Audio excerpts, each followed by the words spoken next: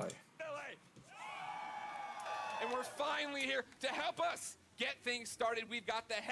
Auf welcher Sekunde bist du noch? 8, 9, 10, 11, 12.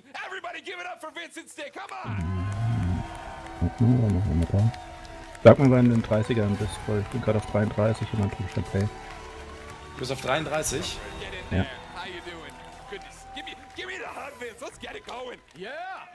29, 30, 31, 32, 33.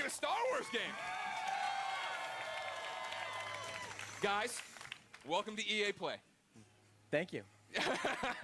What a great welcome. Fangen wir gleich mal mit Star Wars an. You're just about to announce maybe one of the biggest, if not the biggest games of your lives. I'm gonna let Stig answer this one. You're supposed to answer. Gut, this. die Jedi-Spiele kommen ja auch aus EA, ne? Oh yeah, we're totally off script. They gave me cards. That was the dumb idea. Nobody cares. It's so awesome to be here. I mean, it's EA Play, it's E3, it's Star Wars. Yeah. I mean, it doesn't really get any bigger than that. Yeah, this is something that Stig and I have been envisioning for years, to see it come to life and be able to show you guys 15 minutes of gameplay today. Uncut. All right. So everybody's anxious to see what this 15 minutes is going to be. Yeah. For somebody watching right now who's just a FIFA fan, they don't know anything. What is happening? What is this game all about, Vince? This is a single-player action-adventure game set post... Oh, yeah? Oh. They're not dead, everybody! Set post-Order 66 after the events in Episode 3, when all the Jedi were hunted down. Well, not all. When the Jedi were hunted down and eliminated. So, Stig, that's the Also nutshell nach of the Episode entire 3. game. What are we about to see? Where are we at in the game right now for context? Okay, so Cal's Ja, also im Prinzip vor takes place 7. maybe about 3 hours into the game. Okay. Nee, So Cal's built himself up. He's Vor not Teil a 4, Padawan vor anymore, but he's Skywalker, not a vor full Luke. Jedi yet. Sure. Like Vince said, this is unedited. Doch, vor We had 7. one of our star Weil players, 4, 5, Blair, 6 sind die over alten. there. Dann kam ja chronologisch, Ja, aber im Prinzip chronologisch dann spielt 1, ja 2, 1, 2, 3 3. und dann kommt 4, Okay, 5, so we're gonna see 6. some really cool Wenn er stuff. sagt, es spielt nach He Teil practiced a few 3. times. 2 or 3, Blair? 2 or Und 3? dann vor 4, ja. Das It ist vor Luke takes place on Skywalker. Kashyyyk, which Okay. is the Wookiee planet. Of course. And Cal's on a mission to restart the Jedi Order, and it takes him here to Kashyyyk. Deswegen passt der Whittaker auch da rein, weil der Whittaker doch bei Rogue One mitgespielt hat. Ja, das ist tatsächlich die Frage, ob es vor oder nach Rogue One spielt. It wouldn't be Greg Miller if I didn't look at the Twitch chat. And yeah, they are all through with us talking. They'd like to see the game. We've gone on long enough. We're not going to drone. Let's do it. Vince, Well, let's roll. would you like to kick it off? Let's go. 15 Minuten Gameplay. Ich meine, ich will das Spiel sowieso haben, aber ja, ich nehme doch die 15 Minuten Gameplay mit.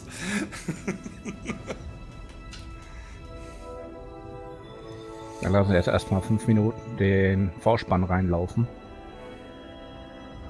In a galaxy far, far away. Da kriegt man dann auch die Viertelstunde. Ich hoffe ja nicht. Ist das noch was für den Olli? Star Wars? Olli, wenn du willst, kannst du auch noch in TS kommen, ne?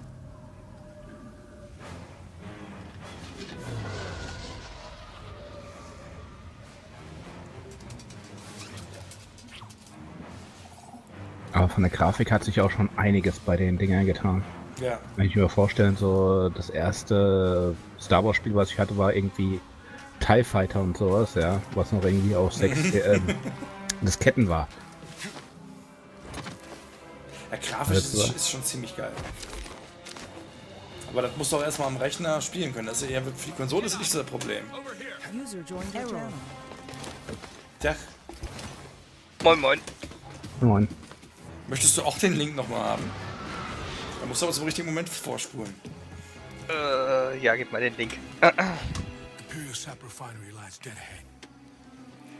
What does the Empire want with tree sap? Wir sind jetzt bei 423, 424, 425, To expand production. 430. We have to stop them. That's the plan. We don't know they're in game, but they spread themselves. 430, sagtest du? This map we have Geh mal auf Das 450 ist und schon ich vorbei. gehe auf 450 und ich sag dir, wann du starten sollst. Geh lieber auf 5 Minuten.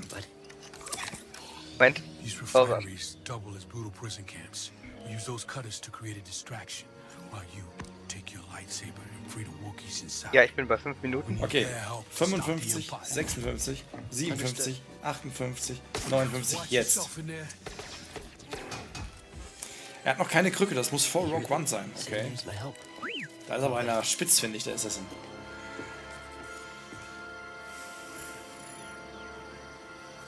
Freezer Wookiees. Also ich glaube, zum Zocken auf dem Rechner hätte ich so keine Probleme. Zum Streamen wahrscheinlich. Zocken auf Ultra ohne Probleme. Streamen wirst dich runterschrauben. Das ist jetzt aber die Xbox-Version, ne? Die spielen. Das ist EA jetzt, also es kann auch PC sein. Ja, aber sie haben Xbox vorher eingeblendet, also scheint schon Gameplay von der Xbox zu sein. Aber ich denke, das wird sich nichts nehmen. Ich wollte gerade sagen, da tut sich ja nicht mehr viel zwischen der Xbox X und einem High-End-PC. Meistens ist der PC ja noch einen Ticken besser.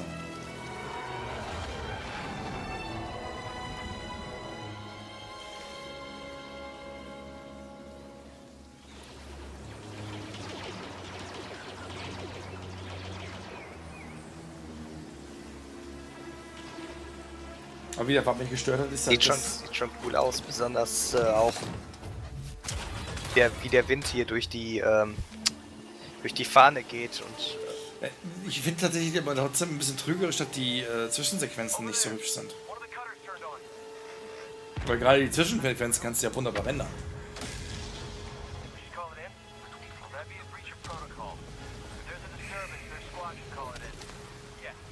Auf jeden Fall viel mit Macht und so weiter in den Kram, ne?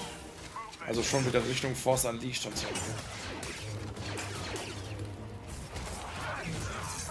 oh. Kann man mal machen. Solange er sich wieder ankommt und Blitze aus den Händen schießt, ne? Ich finde diesen kleinen Sidekick eigentlich ziemlich cool. Ja, mich nervt der egal.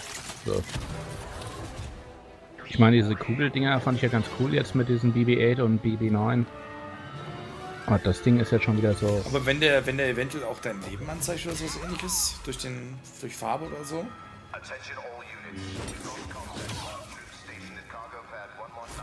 Dann wäre das auch ein interessanter Sidekick, ne? Ja.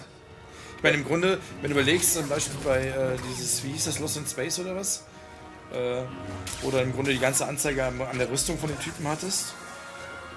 Dead Space. Dead Space, genau. Ich meine, wenn du sowas Gameplay-mäßig mit einarbeitest.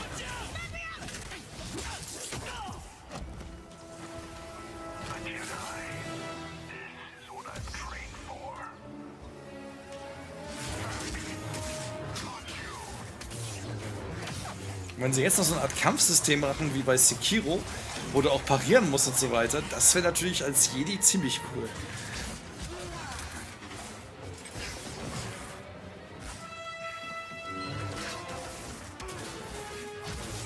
Und der Laserpointer Ja, ich ist, wenn glaube, du deinen Gegner Kampfsysteme wie anvisiert hast. Sekiro würden zu frustrieren. Ja, aber es wird die Schwertkämpfe geiler machen. Ist richtig, wenn es wie Sekiro ist, dann würde ich es nicht mehr spielen, Assassin. Dafür habe ich keine Frustresistenz. Aber an und für sich wäre der Gedanke dahinter, dass du halt ein sehr cooles Schwertkampf-Feature hättest. Nicht schlecht.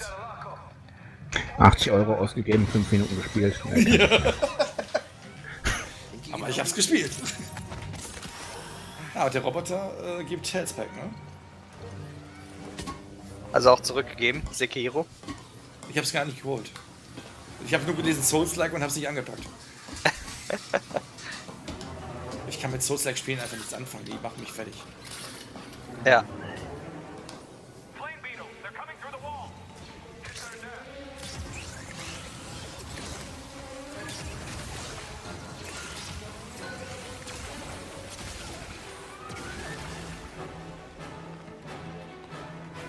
Wen wird er jetzt gekämpft? Schon gegen die Order oder immer noch gegen das Imperium?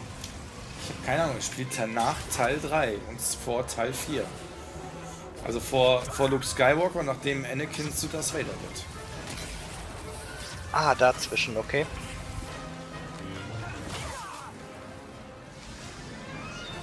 Und wie wir jetzt gerade auch rausgefunden haben, vor Rogue One. Weil Kollege Whittaker seine Krücken noch nicht hat. Jetzt wahrscheinlich Ja, noch, gut, da noch, hat er ja noch, auch noch komplett Imperium sein sein. ganzes Beatmungssystem und was er da alles hat, da war er ja nur noch eigentlich Ersatzteil. In Rogue One. Ist richtig. Aber was ich sehr geil finde, Keanu Reeves ist bei Cyberpunk mit drin. Das Spiel freut mich ja auch, Cyberpunk. Ja. War richtig.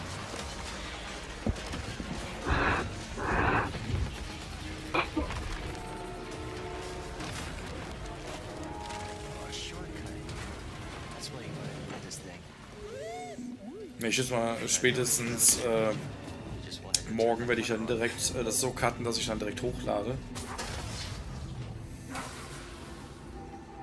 Kannst ja im Grunde ein Highlight von Twitch machen und das dann direkt auf den Games on Live Kanal hochladen. Von Twitch Ja, aus. das geht ja. So mache ich das bisher eigentlich immer.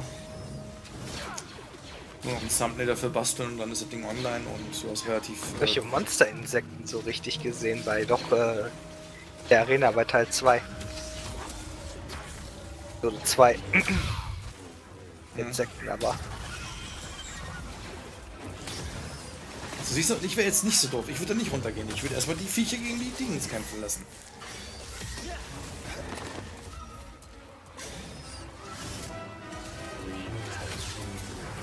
genau, erstmal die Feinde ausschalten. Ja!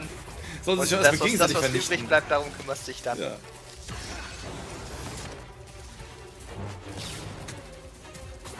Ja, ich muss sagen, Habt ihr Töne war, glaube ich, heute echt Max-Besuchung mit knapp 21 Leuten. Wer hat gewonnen? Ich war am Ende, glaube ich, nicht mehr da. Der Titelverteidiger. Cinny? Nee, Barry. Da. Wasser. Cinny wurde tatsächlich noch letzter. Oh. Sein Mut wurde nicht belohnt. Aber war eine sehr schöne Runde. Und im Großen und Ganzen gefällt mir auch immer mehr so der Part mit den Smalltalk zwischendurch und so weiter. Hm? Zieht die Sendung zwar ein bisschen in die Länge, dann geht die Sendung halt 1,5 Stunden lang, aber passt schon. Ja, ich meine so zwischen 70 und 90 Minuten ist doch okay für die Länge. Ja. Und wie gesagt, im Grunde, wenn jetzt Leute wie aus Twitch und Twitter dabei hast, dann musst du auch eine Art Cross-Promotion machen.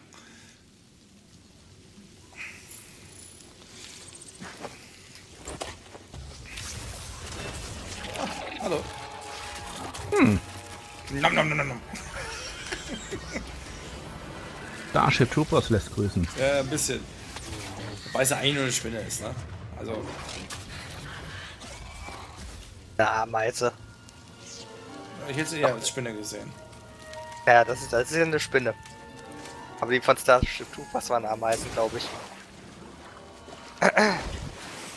Ich muss stellenweise echt sagen, ne, auf dem Bildschirm, wo ich das groß drauf habe, sehe ich kaum was wegen dem scheiß Scheinwerfer. Und auf meinem kleinen X-Bit-Bildschirm sieht das Ganze noch viel besser aus.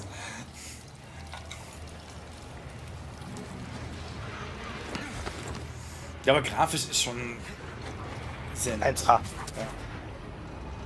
Dann, wie gesagt, die ganzen Sachen mit der Kraft nutzen und so weiter.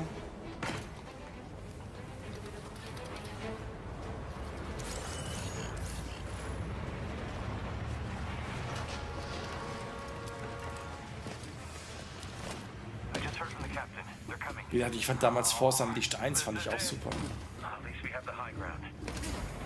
Der erste war auch noch gut, den zweiten fand ich nicht mehr so toll. Und du meinst, es wurde schon angekündigt, dass von Elder Scrolls nichts kommen soll? Ja. So, zumindest haben, glaube ich, die Entwickler schon gesagt, die wollen jetzt hier nicht allzu große Infos rausgeben. Das ist ein bisschen schade, Weil sie wahrscheinlich, glaube ich, auch nicht wirklich was Neues haben. weil wenn wir ehrlich sind, Bethesda muss liefern nach dem Fallout Barker. Zumindest habe ich das gehört, vielleicht kommt ja doch... Oh, Die werden Fallout Remastered vorstellen. Ja, super. Dann können sie sich gleich erhängen. Okay, jetzt wird es langsam langweilig mit dem Power-Using und so weiter. kommt sehr häufig vor. Ja, Ne? immer der gleiche Kram.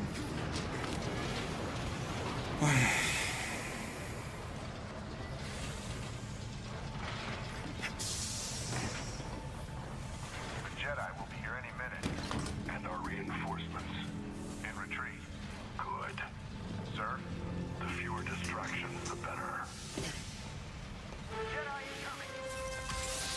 Ach, wieder so ein lila Typ.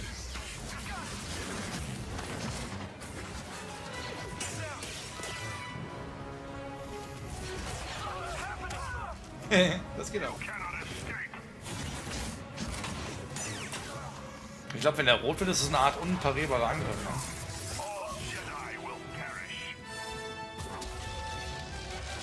Ich habe Fallout 76 schon ewig nicht mehr angerührt, weil ich schon ein bisschen enttäuscht war. Ja, ich habe es mir ja erst nicht geholt, weil ich schon gedacht habe, dass es nichts wieder werden kann.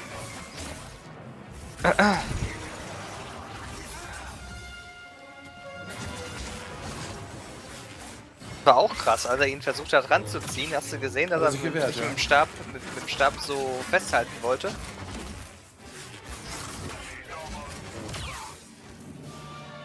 Sah zumindest so aus. Ja, der hat sich auf jeden Fall Moves, hätte sich wehren können dabei. Need to slice this. Und was ich halt auch bei Fallout 76 ein bisschen schade finde, ist, sie haben zwar gedacht, du kannst das alleine durchspielen, wenn du willst, aber in der Realität, finde ich, funktioniert das nicht, weil manche Missionen einfach zu bockschwer sind, dass du die alleine nicht schaffen kannst. Weil ich bin eher auf das neue Baldur's Gate bald gespannt, was 2020 kommt. Ja, das würde mich auch interessieren. Oh, wie kacke sieht der denn aus? Das meine ich mit den Zwischensequenzen, die sehen einfach schlecht aus. Der Wookie sah doch mal echt platt 2D-mäßig das Gesicht aus.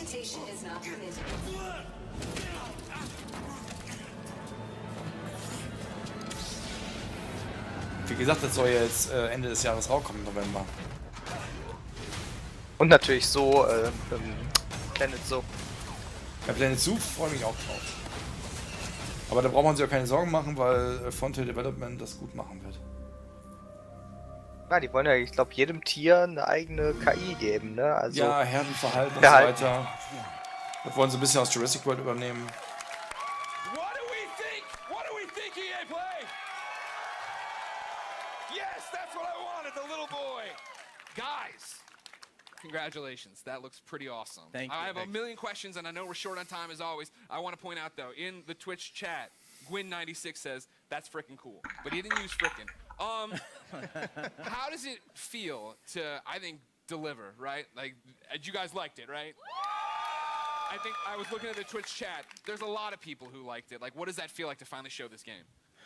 Oh, it's great. I mean, being involved with this team, you know, Stig and his team have done an amazing job. They've put so much of themselves into this game. To be able to be involved in something like this is just, you know, dream come true. Yeah?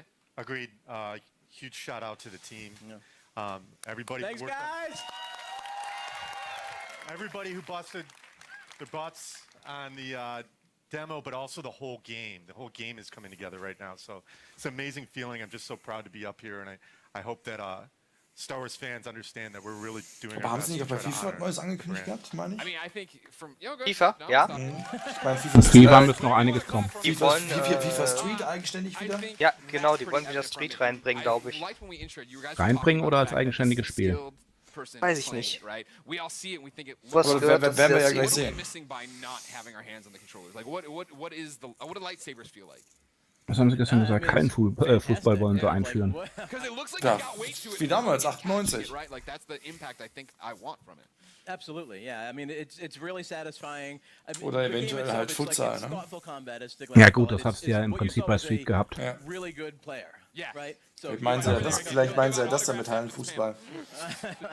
Weil da ist ja dieses So you Modi can Futsal block, gehabt, du hast dann parry, halt flag, diesen like, we want the combat to feel really good for people to go in and be able to Trick-Mode be gehabt. part Das of Einzige, that. was mich halt an diesem Size FIFA of the Street immer enemies, aufgeregt hat, where ist dieser it feels verzerrte right. Comic-Style.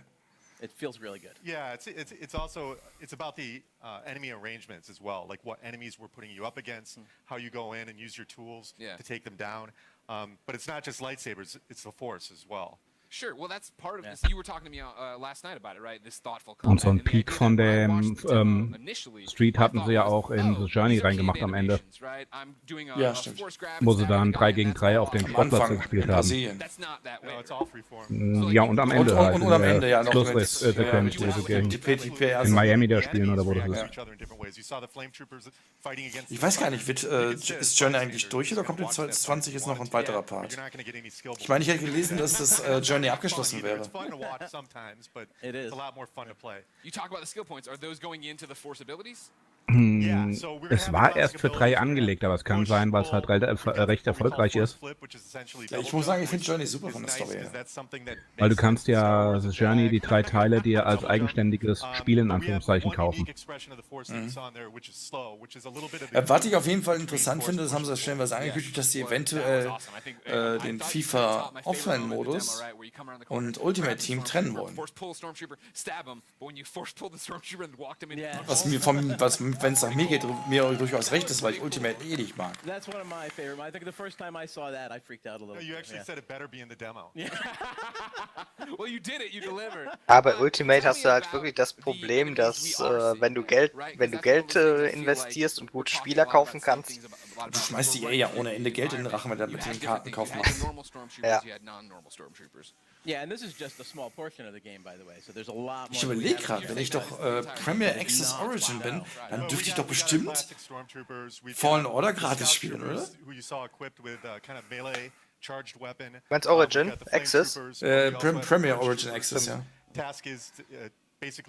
Eventuell. And like we're seeing right here, right? Like this. Weil im Dingens zuletzt war ja halt Anthem drin, Madden, FIFA, New that the team created. das Battlefield 1 war es, glaube ich. Yeah. There you go. Adding to the Star Wars lore. Kannst du Anthem jetzt letzten Endes? Just that one man did? Am Ende tatsächlich eher enttäuschend. Jordan did the concept. Good job, Jordan. Everybody. Ich habe mir von der Story ein bisschen mehr versprochen. Hast du das dann noch weitergespielt gehabt? Weil ich hatte nur am Anfang gesehen, dass du da drin warst und dann... Ja, ich habe Offstream ein bisschen gespielt, aber... Ja, die müssen ein bisschen lernen, den Entwicklern Oh, you do. wieder ein bisschen mehr Freiraum zu geben. I do. Oh, yeah.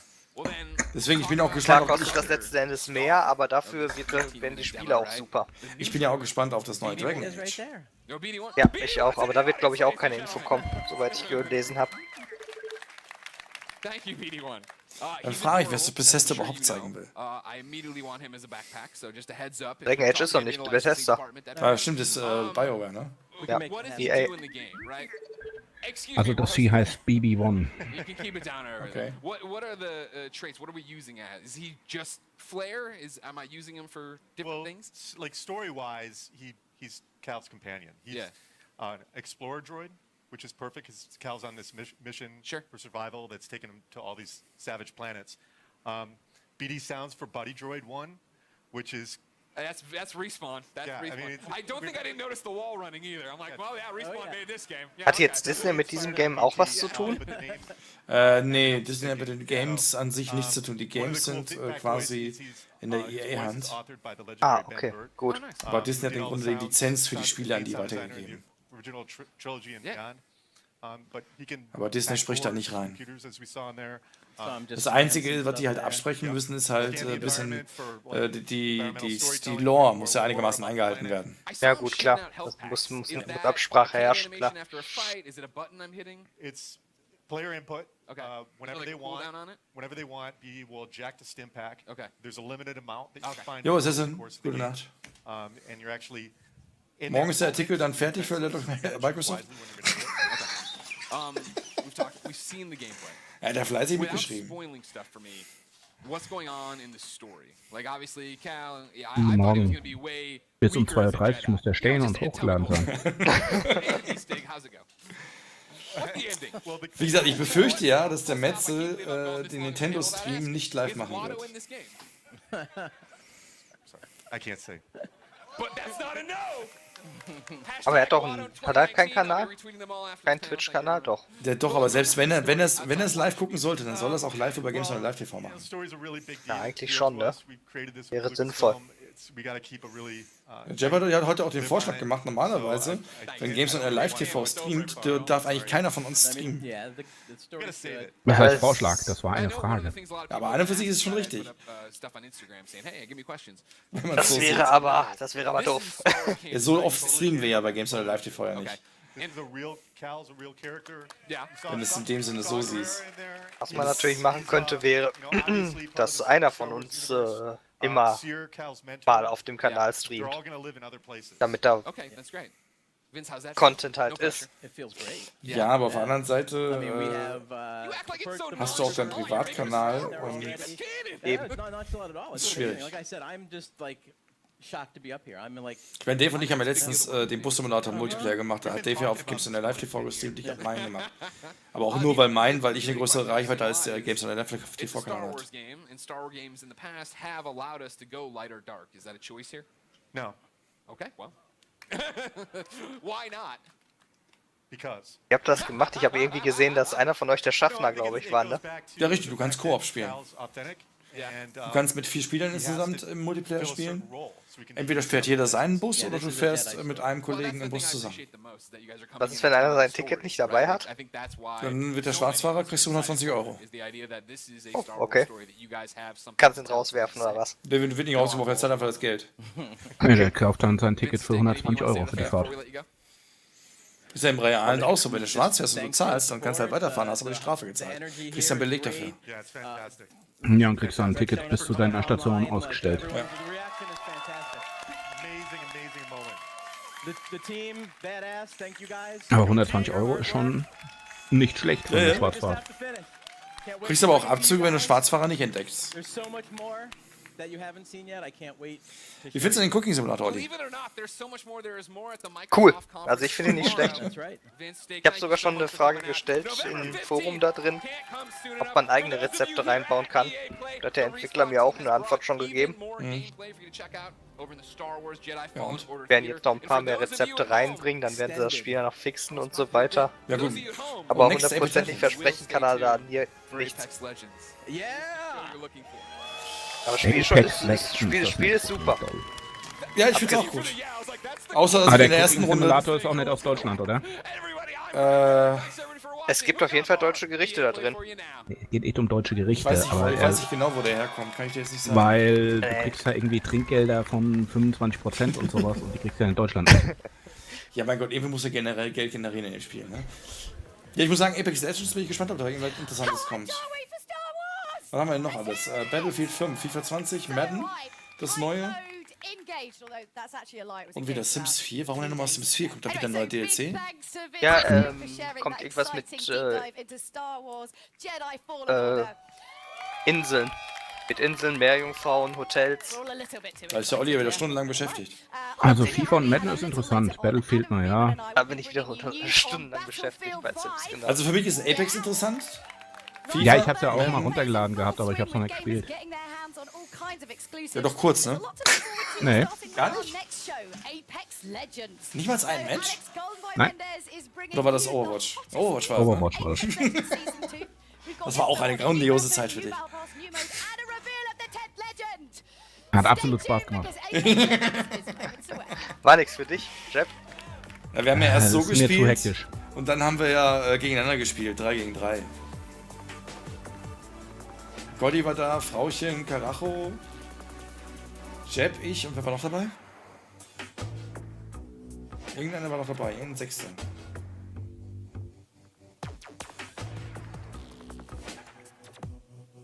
Keine Ahnung. Wir hatten schon so große Runden, da hatten wir bei 6er-Teams. So, und Gotti ist halt Zusammengekommen. relativ frisch. Lorraine stellt sich mit der einen relativ gut an. Hier die keulenschwingende Heiltussi. Brigitte. Ja, Gitte, genau. Und Da gibt's jetzt auch den neuen, ne, den, heißt der? ja, ich weiß, wen du meinst, der war auch Support, ne? Ja, genau. Ja, und wie gesagt, Jeff wurde erstmal frisch reingebracht ins Spiel, ist halt erstmal die Karte erkunden gegangen, während wir kämpfen waren. Ja, warum nicht, ne? Man muss natürlich wissen. Ja, ich habe das Spiel mal gespielt, wo es irgendwie gratis für ein Wochenende war und irgendwann hatte ich dann in Humble Bundle den Key dabei gehabt. Aber habe das nie angefasst, so wirklich gespielt. Aber ich muss Und sagen, wollte ich auch trotz nicht allem vorsichtig anfangen. sind die Cracks, die da drin sind, echt anstrengend. Also richtig spielen kannst du das nicht mehr.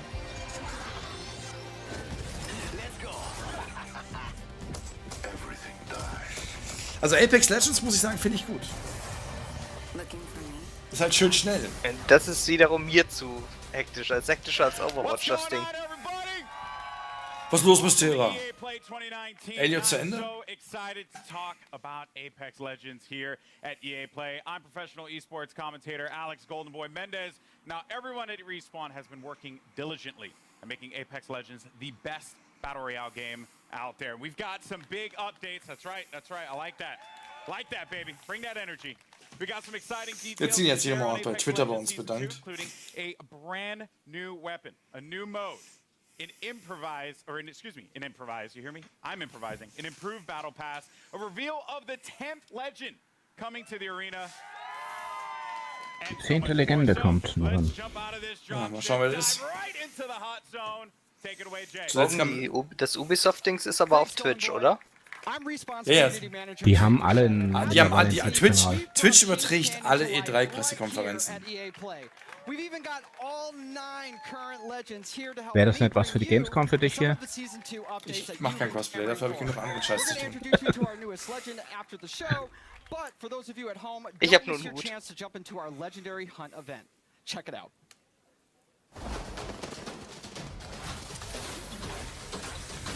Den neuen Verrückten mit seinem Jumpkissen, der habe ich mir jetzt freigeschaltet.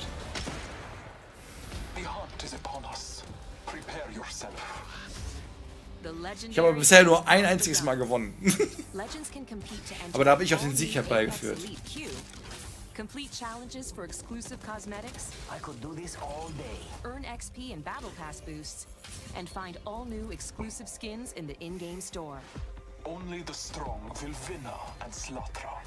For a limited time, legends who place in the top 5 of any match will earn the right to join the Apex Elite Queue. I need some help over here. Solid copy. Da werde ich nie reinkommen. Muss mal ein bisschen üben hier. Need some ammo against the most talented legends in the game. One more. The legend's true test is from within. Wie gesagt, Olli, Zugang für Twitch habe ich dir per WhatsApp geschickt, ne? Legendary Hunt challenges to earn rewards. Achso, ja, ich habe mein Handy gerade an der Aufladestation. The Wolfpack G7. Not your day. I won this one. And hunt down 2 wins to score the exclusive legendary Tamed Beast triple take. Trust in the gods and you shall be rewarded. Opening fire. Got him. During the event, all Battle Pass owners will receive the free legendary Honored Prey R301. Hit level 15 on your Battle Pass, and you'll also earn the legendary Night Terror Wraith. You know what I look like. Come find me. Every day, Legends can also earn an entire Battle Pass level for your first top 5 finish of the day. Thank you for the fun fight. And we're doubling down with our first ever Double XP weekend. One moment. From June 7th to June 9th, earn double zu XP E3. on both your base and Battle Pass progression. Our destiny has led us to this moment. Throughout the event, be sure to keep an eye on the rotating store for new exclusive Legendary Hunt cosmetics. The sky has opened and Aber der neue Xbox-Controller sieht nett aus. Squad up and drop in as the Legendary Hunt. Meine Xbox schon lange nicht mehr ausgepackt, leider. Aber der Controller an sich auf Weil- dem PC. Mittlerweile brauchst du ihn noch nicht mal mehr. Ich habe mich immer war immer genervt, dass die guten Spiele ständig nur auf PlayStation beispielsweise rauskommen, hier die richtig geilen, ne? Beyond Two Souls und so weiter. Und jetzt habe ich gesehen, jetzt kommen alle raus Epic Store. im Epic Store. Finde ich gut. Heavy Rain kann ich noch spielen. Thank you so much, Jay. Thank you, Jay, for that. Appreciate it. All right. That was Season 1. Also da würde mich zum Beispiel Detroit Become Human interessieren. Aber ich habe PlayStation gespielt, das reicht mir schon. I like that. So, you know, listen, I play this game Bei Heavy every day. Rain? It's one of my favorites. Heavy Rain habe ich I auch did this gespielt, like aber right würde ich before the tatsächlich show gerne mal started. That's how anspielen. much I play this game. And, Eventuell you mit know, I'm Frauchen gonna jump back zusammen. in when we finish up, but first, I Da war do so ein wanna neues talk Spiel, about Season 2. was We've got rauskommt. the first details here. Von einer And Frau. joining me, we Ist got auch, Drew sieht auch McCoy interessant in the aus. house, ladies Souls and gentlemen. Beyond. Nee. Beyond the Souls, das ist aber auch We've alt. been so patient for that beautiful, beautiful content. Yes. What do you have for us today? Well, it's coming. Okay. First and foremost. Content is coming. Confirmed. coming. You've heard it here first. So, Season 2, it's coming Oh, July Baldur's Gate 3, 2nd. kein It's Release im called Epic Battle Store. Charge. All right. So Battle Charge Was, kein will Epic Store? be coming out. What can we expect though? Baldur's for Gate this 3 new kommt season, nicht in Doc? den Yeah, Epic so Store. as we announced when Steam. we launched the game, we're taking a seasonal Ja, approach. kommt so auf we're trying Steam. to cram as much into the launch of Season 2 as possible with some other stuff along the way. Also, But what you can Season expect 2 im Juli. from the launch is Control, genau. Control a sieht new noch weapon, interessant aus. a new way to play the game, Okay. perhaps a map event. And a lot of this has been done through a lot of the Oh, feedback eventuell eine from the neue community. Karte. We're also changing up some of the meta balance of weapons to try and buff up some of the weaker weapons and bring a lot of cool stuff in the game. Okay. All right. It's a lot. It's a lot. We're going to talk about a good portion of it here, but let's talk about that sweet new content because Season 2 is bringing a new weapon to the fight, and today we're excited to show it to you. So let's just go ahead, roll the clip. Show it. Care package touching down. They usually carry rare platforms. Elstar here. I am taking fire, friends. I bathe in the blue.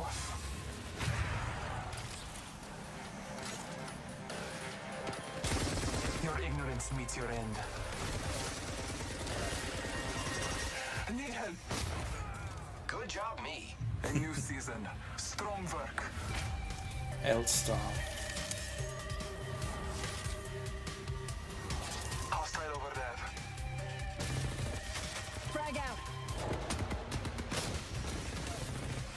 Wicked. Ja, schicke Schussfrequenz. Making contact with enemy.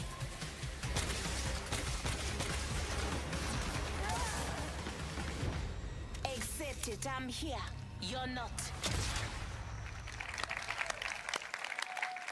There you have it, the L-Star, man. I remember getting slapped by this gun in Titanfall 2. back. So pretty excited to see this one make it into the fold in the arena. Seems really powerful. So tell me more about its place in the entire weapon loadout for Apex Legends. Yeah, so the L-Star's new. It's coming. Launch of Season 2. It's actually a care package weapon because it's so OP. It's just amazing. But Glad you said that out front. yeah, well, you know, it's like the master for the Kraber. It's incredibly powerful. Yeah. And being a care package weapon, it doesn't use any of the existing ammo on the ground, so whatever you get with it is what you got. I also noticed, too, it shattered through Okay, doors. also keine extra Yeah, it can open Munition. doors. So, like, Yeah. melees, grenades, and now Now the L-Star. Wow. Okay, so that is pretty sizable. Now, what other changes are going to be coming to weapons? Because and this may seem very nerdy, but I'm a huge fan of hop-ups. I'm all about Prowler with my switch fire. That's my jam. Yeah. What are you bringing me? Yeah, so like I mentioned, there's going to be some meta changes to the weapons. We're trying to bring up some of the weaker weapons. And then, yeah, there are 2 new hop-ups coming. Not really going to say what they are yet. You guys got to wait for Season 2. But there is a chance that maybe a memeable weapon named after an African country is usable. Is usable. Yeah, Okay. perhaps. All right, perhaps. I mean, that is yet to be seen. We'll have to see if that's going to be a reality. All right, cool. So we're starting out hot with that L-Star light machine gun. We also have the Battle Pass. And, you know, when you guys first spoke about the Battle Pass, you said that it was a learning experience. What's different this time around for Season 2? Yeah, so we've been listening to community a lot. Season 1 didn't quite launch as well as we were hoping. The content was fairly underwhelming for players, so we've been taking that in. We've been getting all sorts of data from people buying skins to what they equip on their characters or weapons. And so we've taken this learning and put it in a Season 2 Battle Pass. So first off the bat, it's challenge-based now instead of essentially time-based. So you'll get daily and weekly challenges, and they stack if you don't play for a while. So you can come back after a month and try and knock them all out on a weekend and level up really quick. Ultimately, this does mean leveling to level 100 is a lot quicker than in Season 1. We're also getting rid of all the badges and stat trackers, taking up space throughout the leveling process. And we are inserting 3 entirely new content types into the Battle Pass, which we will talk about later. And there's a lot more skins in it, and there's going to be enough crafting metals by the time you hit level 100 to craft your very own legendary of your choosing. All right. I like that. Yeah. Okay. A lot of value for that Battle Pass. Yeah, that sounds very exciting. All right, and now, you know, we're talking about Apex. It's got some pretty sick skins. what skins you have for me today. Yeah, so like I mentioned, I think our skin game is being upped pretty significantly. You can see that with the Wraith skin specifically from the Legendary Hunt event. But we got 4 Legendary skins in the Battle Pass. So we have 2 character and 2 weapon. So for Caustic, he's got the Prince of Darkness skin. And for Octane, we're doing the Jade Tiger. I think you can see there's Prince of Darkness right there. And then there is a skin for the Spitfire called the Intimidator. And the R301 is getting 2 skins, actually. So the Iron Rampage at level 100. Okay. And then there's a golden version as well. Oh, man. Do you see that, by the way? Do you see? That's sick. It's sick. That looks insane. That looks insane. All right. Now, another question that the community is having, they're just dying to have answered. New ways to play. Elite Q was awesome. Yep. I think it's like one of the coolest additions for Apex Legends. What else? Yeah, so when we designed Apex Legends, we really wanted it to have kind of a competitive core to it. This is a game that's meant to be played over hundreds of hours and mastered, really deep learning experience. And so the Elite Queue is our first step towards getting to a higher competitive stage. Okay. And so Season 2, I'm really, really, really stoked to announce we have a ranked mode coming. Ranked mode. Yeah. All right. Smurf income. You'll progress through 6 tiers if you're good enough. You will cap out. Vor allem beim if you are Gratis-Spiel, charged tier Spiel. like myself. Yeah. Don't worry. Ja, egal, das geht ja. Yeah, you and me, buddy. Yeah. Would. Aber wenn sie jetzt eine Rangliste einführen, dann wirst du dann mit der Zeit dann auch irgendwelche Wettkämpfe haben. And it's using Aber die hast du, glaube ich, stellenweise schon. special matchmaking for each of the tiers. So the higher you get, you'll probably have some longer matchmaking times, but it's because we're trying to find the best possible match for you. And then throughout the season, you'll be hopefully gaining tiers, and then at the end of the season, you'll get rewards based on where you ended. Wow. To show off for the next season. Ranked mode coming to Apex Legends. Yeah, it's going to be awesome. That's sick. All right. All right. I'm going to be honest with you. I'm going to be all up in that. It's going to be sick. I can't wait. I am legitimately concerned, as I had mentioned, either be the first Wood Division player, which isn't even in it, or Plastic Division. Plastic's good. Yeah. That's going to hurt. But, dude, thank you so much for sharing all these details, man. Hey, man. Guys, Drew, Hat er nicht gerade gesagt, kommt eine neue Legend, also eine neue Legende? Und eine 10. wird eingeführt, hat er behauptet. Here's the thing. Anfang. I'm a Lifeline main. It's just facts. Man. You are too. Yep. Respect that. Any Lifeline mains in the house? Lifeline mains? All right. But that might change when the new season drops. That's right. Because, Jay, give the people what they want. We want to know who is the 10th legend joining the arena. What do you have? It's my pleasure, Golden Boy. Well, ladies and gentlemen, the moment has arrived. The 10th legend joining the Apex Legends arena is Watson. Neuer Supporter. To help us get to know our latest legend a little bit better, our team put together this touching illustrated short. Let's check it out. My dearest Natalie, as I write this letter, it's the middle of the night in late summer. An hour ago, you cracked the equations necessary to power the force field. You showed me up tonight. War Englisch der Trailer. Magnificent daughter. Der Akzent. And I couldn't be happier or prouder of that. I always knew you were special. Ja, klingt But never did Klingt I osteuropäisch. the little girl who Schrägstrich taught us russisch. soft Nazi multiplication tables grow up to master quantum laser mechanics. I have assured the Syndicate that the modified containment force field will be operational in a month's time, and it's all thanks to you. I may be just a doddering old fool trying to hold on to mon bébé a little while longer before he loses her to a daughter. But I do see you. I see the strong, brilliant, wonderful young woman you've become. And I know when the day comes that I'm no longer with you, you are going to be just fine. The games will be brilliant because you are brilliant. My daughter can and will do anything she wants in this life because she is the smartest woman in the frontier. Je t'aime de tout mon cœur. Na, Französisch. Pour toujours. Papa. Auf Französisch? Entity Papa. I Ja. hope wherever you are, you're cheering for me. Ja. So, jetzt möchte ich aber wissen, was für Fähigkeiten er hat. Naja, da er mit Lifeline nicht mehr spielen möchte, wird es wahrscheinlich Supporter sein. Kommt aber darauf noch an, was für Fähigkeiten. Sie wird ja nicht Lifeline komplett ersetzen können. Wow. Bei der Lifeline kannst du halt wunderbar retzen. Und da ist ein Heilroboter dabei. But Griffin, we'll start with you, but you're one of the Legend designers, and I'm curious on the approach that you guys took toward making Watson a character that has impact in the arena. So Watson really started as a conversation between a friend of mine and I, who he's an engineer, and he has this really methodical, interesting way of taking really complex problems and systematically solving them. And so I kind of thought, what would it be like if we took the sort of the defensive complexity of Apex and introduced a character that could really create an ecosystem in which you can survive the really aggressive third-party meta, all of that stuff. So the idea behind Watson really is that if you plan and you sort of adapt to the environment, you really know the map, and you work closely with your team, that you can really create these strong defenses that that people are going to really have to think about in terms of how they push on you and that sort of thing. So the current meta of I hear gunfire and I hit it as hard as I can, you know, with Bangalore, Wraith, Octane,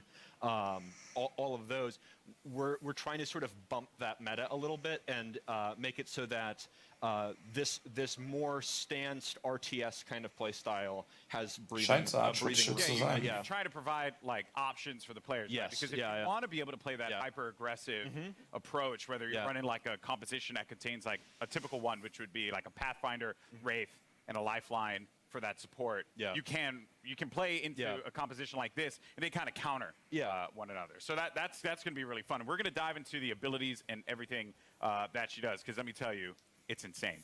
Now, as far as the look and feel, my favorite part about Apex Legends is that the characters, the legends themselves, they stand out.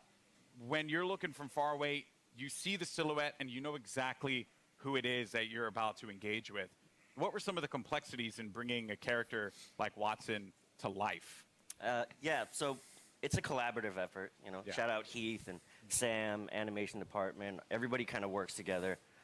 Warum hat der Korregetabs in den A Ohren? specific set of skills that she would be using, abilities from Griffin, and that's kind of all we had to go off of.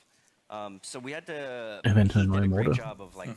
Wahrscheinlich hat er so komische Tunnel und hat die halt She had to look abgedichtet. like she was using electricity and stuff like that. So rubber gloves and the coils and the wires and pushing her silhouette at the same time, making her stand out. You have to be able to read who she is from different distances. From there, from there, you can really go in and sculpt all the details out and work with the animators to really bring her to life, give her personality in everything that she does with her abilities and that too. So. Yeah, and there's some really cool stuff there as well. Every part that Watson she takes out an item in her kit, it's actually like on her person. Oh yeah, you can see it happen. Yeah, and those are all very meticulously designed by the concept artist and then modeled out in 3D. So yeah, it's all functional. That's great in the world. Yeah. So now you get to the gameplay, the look, but the story. You know, because you got to hit us in the feels, right? Like super hard, and you just did that. Watson's backstory, who she is. Let's dive deeper into that one, Tom. Kind of different from the way we usually do things, because usually it's very collaborative and we're creating the character at the same time, all the different departments, and we're working together.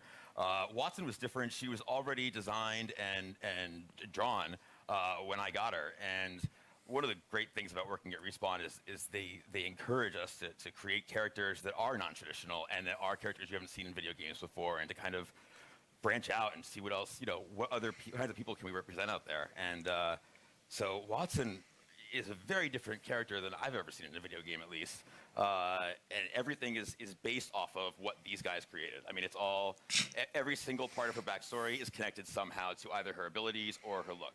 And now, it was something that kind of stuck out to me. So am I correct in assuming that Watson played a big role in the arena itself? Yes, so Watson and her father actually invented the ring. Okay. And so she grew up in the arena, literally in the arena when they were building it. And we're going to start to, you're going to see with Watson and moving forward, we're going to start to build the lore of this world a little bit. You're going to find out who created the games. They mentioned the Syndicate in there, so we'll talk about the Syndicate down the road. You're starting to build more and more. Ich finde es schon krass, was für einen Aufwand die manchmal aufreißen, nur für so eine Intro-Sequenz. So all the legends must know her. Oh yeah, she was their kid sister basically. She was always hanging around the arena, and she got to know all the legends and got to watch all of them. She's not a mercenary. She's not a soldier. Her role is of support, and so everybody loves Watson. She's the one person that could probably unite all the legends together, including Caustic. Caustic respects her. She's a scientist. Okay. She's an engineer. Okay, so like was a strong word for Caustic. Yeah, I don't know if Caustic likes anybody. Okay, that's fair. Yeah. That's fair.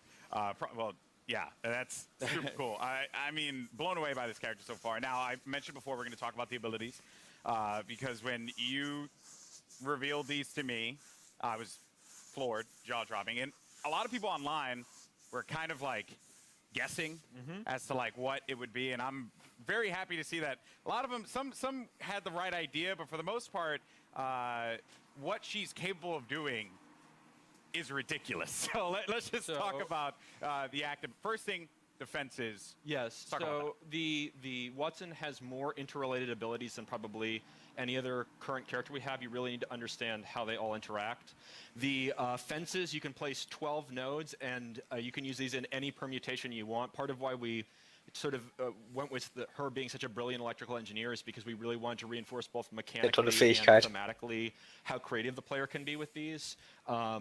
Basically, we're just giving you free reign to place these however you want and figure out. And the players, I just saw right there, I don't know if that was intentional. So when your teammates go through, it shuts down. It shuts off. So if I'm downed, Wieso, das ist auch ganz cool, kannst ein Schutzschild mit 12 Punkten setzen. So there's a lot of different interactions. Du bist dann im Kreis drin. Ja, schießen geht schon, aber die Leute können da nicht durchlaufen. Die Feinde nicht, die eigenen schon. Ja. Ich glaube, die Ulti, die sie gerade gesetzt haben, ist eine Art Schild gewesen. Oder eine Ulti oder Verstärker.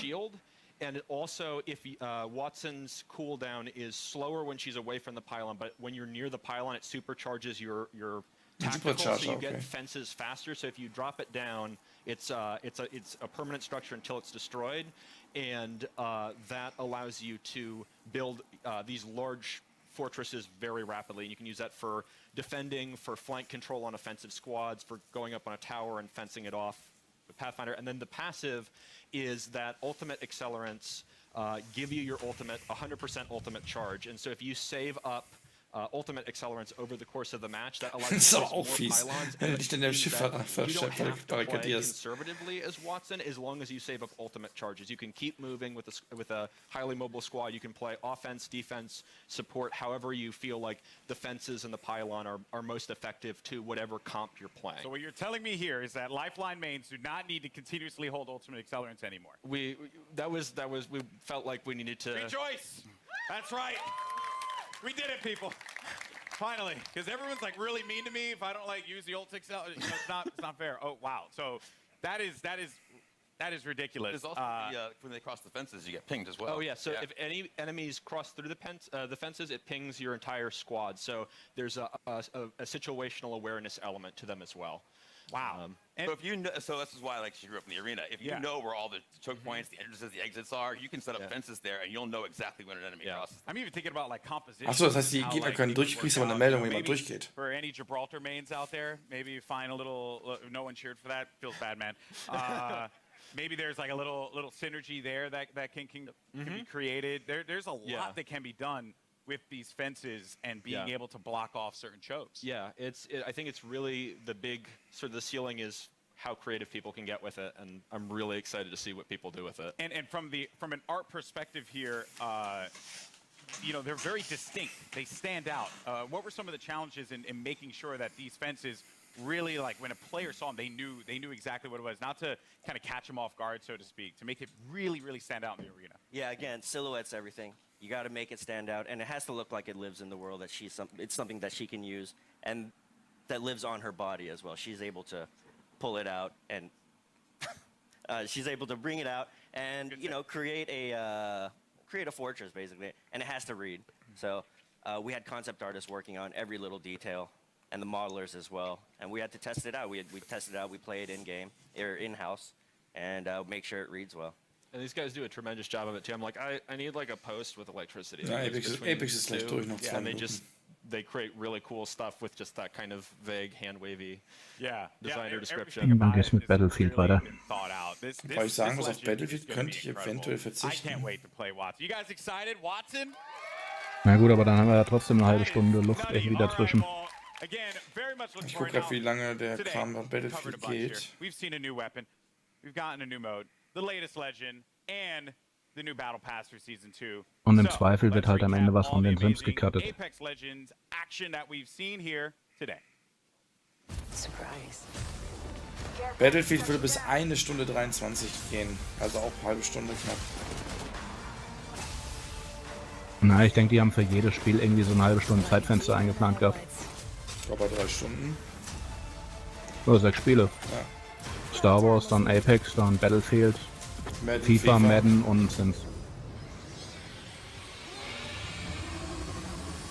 Was? Den Drachen habe ich jetzt nicht verstanden. Den habe ich in Apex noch nie gesehen. Ja, gibt's hier erst Season 2. What was that? What was what? What was that? You saw the giant thing on the screen in the eyeball. What was that? All right. Can't tell me? Well, let's just say that. Well, no, but let's just say this. We got perhaps a couple of big things coming into Kings Canyon at the start of Season 2. Okay. So keep your eyes peeled over the next month. See what you can find out. So if I were to like ask you, you know, after we're done with this, are you like gonna give me the cold shoulder? Or are you actually gonna tell me? There's no way I can tell you. Sorry.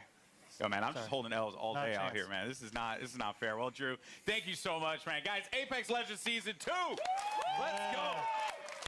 July 2nd could not get here soon enough. Now, if you're in Los Angeles, come check out Apex Legends at EA Play for your first chance to get hands-on with Watson, as well as all the other great Apex Legends things happening here. And for those of you at home, Double XP Weekend is going on right now, so jump into the Legendary Hunt event and start earning those amazing exclusive skins. I'm Golden Boy. It's been a blast talking Apex Legends with you all here today, and I'll see you in the arena. Peace.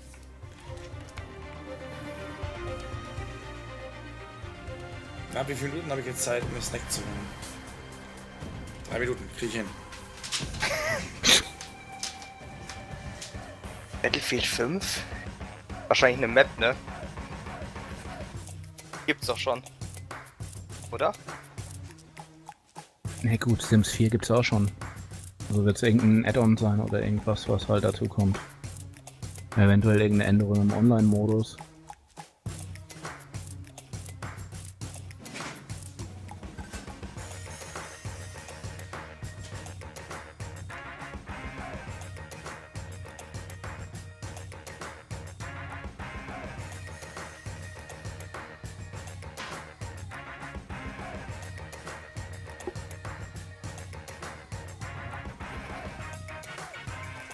Ich glaube, bis Sims 4 halte ich aber nicht mehr durch.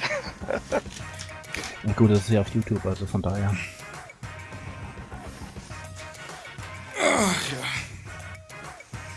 Was meinst du, was ich nachher gut schlafen werde, wenn bis das da durch ist? Wobei ich glaube, bis das da geht nicht wirklich lange. Eine Stunde maximal. Ach so, das hier ist jetzt nicht live, oder? Nee, das ist ein YouTube-Video. Ah. Das ist Überbrückung, bis Bethesda kommt. EA war doch gestern schon. Okay. That's right, you just saw a ton of new info on Apex Legends Season 2, including a new Battle Pass, first details on Ranked Mode, and the official reveal of the newest legend, Watson. I'm Greg Miller here at EA Play, where gamers are getting a chance to test drive the newest Bis doch bis morgen 22 Uhr, ne? Stick around, because up next we've got Julia Hardy and Adam Freeman giving us the dirty So details gesagt, ne? on Battlefield 22 Uhr startet die Pressekonferenz. In der Regel soll es vielleicht so Viertel vor 20 vor online sein. Bisschen vor abgeplänkelt, eventuell mit SSM machen.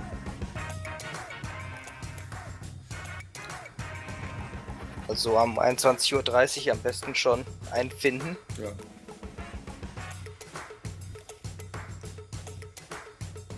Dann können wir einfach den Livestream von Twitch nutzen, ne? Genau, du nimmst aber das Bild vom Livestream, packst es hier bei uns in den Stream rein. Und im Grunde schaust du ja nur und quatscht ein bisschen nebenbei über die Spiele, die da kommen. Ja, eventuell gehst du auf den Chat ein, wenn da was ist, wobei die meisten im Chat auch nur gucken und staunen wollen. Und warten. Im Grunde als stellenweise kannst du ruhig über die Spiele quatschen, ansonsten wird es später halt gecuttet und dann auf YouTube hochgeladen. Sollte kein Problem sein.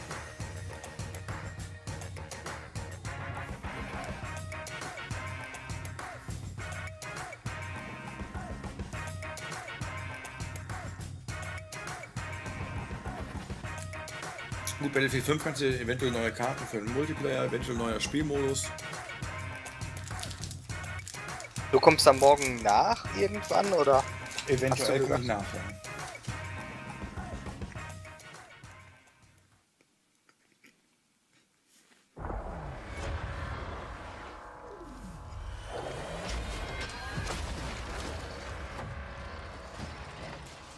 Ich habe morgen Mittagsschicht, deswegen.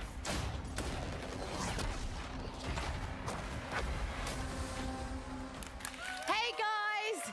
Hey, welcome to the Battlefield 5 show live from EA Play in Hollywood. Let's hear it! I'm Julia Hardy, and today we've got a ton of new info on some of the great updates coming to Battlefield 5 in 2019. But don't just take my word for it. My co-host, he reads all of your tweets, and I do actually mean all of them. It's a little bit creepy and weird. Battlefield Community Manager Adam Freeman. What have you got for us, Freeman? Oh, thanks, Julia. Now, I may be a member of the Battlefield team, but as you know, I'm a fan. I know you guys are a fan too, and you're going to love what we've got to you today. So, over the next half hour, we're going to be bringing you content that's coming to you over the next few minutes. We've heard what you want, so today you're getting your first look at a ton of new multiplayer maps. Features we know you've been screaming out for, and the arrival of a new theatre of war that's coming to Battlefield 5 this fall. So, when Chapter 4 to find the odds drops, it's bringing so much cool stuff. So let's get to it. Over to you, Julia. Ich werde wahrscheinlich jetzt fürs nächste Jahr komplett die Karten. Adam, that's right. Let's wait no longer and tear Done. the plastic of our first new map, Marita. Let's check it out. Ich mein, grafisch ist Battlefield 5 schon ziemlich geil. On the Marita map, Allied forces are making a last stand to halt the Axis armies sweeping through the region. Hast du das im Origin nicht auch drin gehabt? Mhm.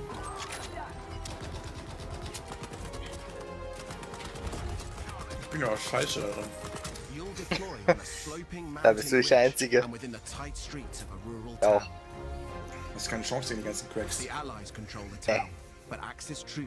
ich habe den Story-Modus ein bisschen gespielt gehabt.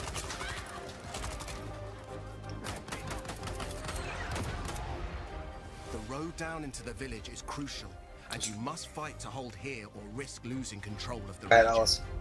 You'll always have tactical choices nearby, with a close proximity to other key locations, so keep an eye out for them.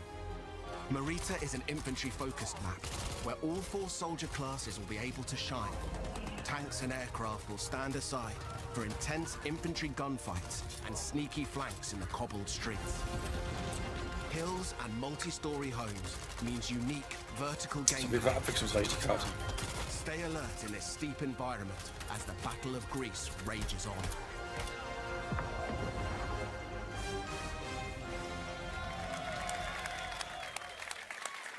To help give us even more details on Marita, please welcome Ryan MacArthur from DICE.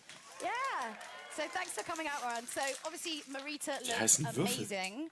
What was the map's inspiration? Well, I think the team in LA that put this together, and they built the Mercury map that everyone saw earlier this month.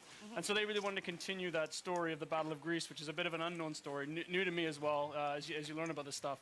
So it's really cool. It's sort of set on the Albanian-Greece border, sort of in the mountains there, where the Axis power sort of started to push into Greece during the war. And it's sort of set above the clouds in this nice little quiet, well, I guess what used to be quiet village. Not anymore. Before these guys all show up. And it's quite a different experience than Mercury. And it's sort of a totally different style of gameplay that you would have seen in the game before. So what kind of gameplay are we talking about? What's happening? Well, so this is going to be a heavily infantry-focused map. So as Mr. Battlefield likes to put it, this is total creative chaos. So you're just going to see some absolute... Creative chaos, yeah. So what we get there is just head-on, just collisions in the middle of this map, and it's sort of what we try to do with all the new maps that we've been created, spending a lot of time to figure out how do we make each one of them different. So when players go in and play one of these new maps, it sort of has a different feel than the ones they've played before to sort of create that different experience for them. So this one has, I guess for lack of a better way of putting it, is sort of a banana shape to it, and that banana shape. Sort of, well, I think fruit's important when you're doing game design. I think. Obviously, and so the shape gives you sort of a variety of different play styles and sort of creates this sort of narrow channels for people to just run head on into each other, which really creates that chaos that is Battlefield. But That's gives what we want, though. That's what we want, that kind of chaos. But most importantly, we need to know, like, we could talk all days, but when can we get our hands on it? That's what we want to know, right? Yeah, and I think the great thing for this is coming in July as part of Chapter 4, so stay tuned. And I think some people are going to get to play it while they're here today. Ooh, lucky you. All right, Freeman, who's we've stuck up there for no other reason than, well, my own entertainment, has more on Chapter 4 for you. Over to you, Freeman.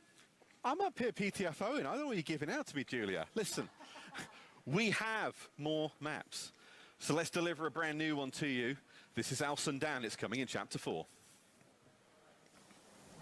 The fight moves to the North African desert in a vast new map for Battlefield 5, Al Sundan. Prepare to engage alongside a lush desert coast and contrasting harsh environments.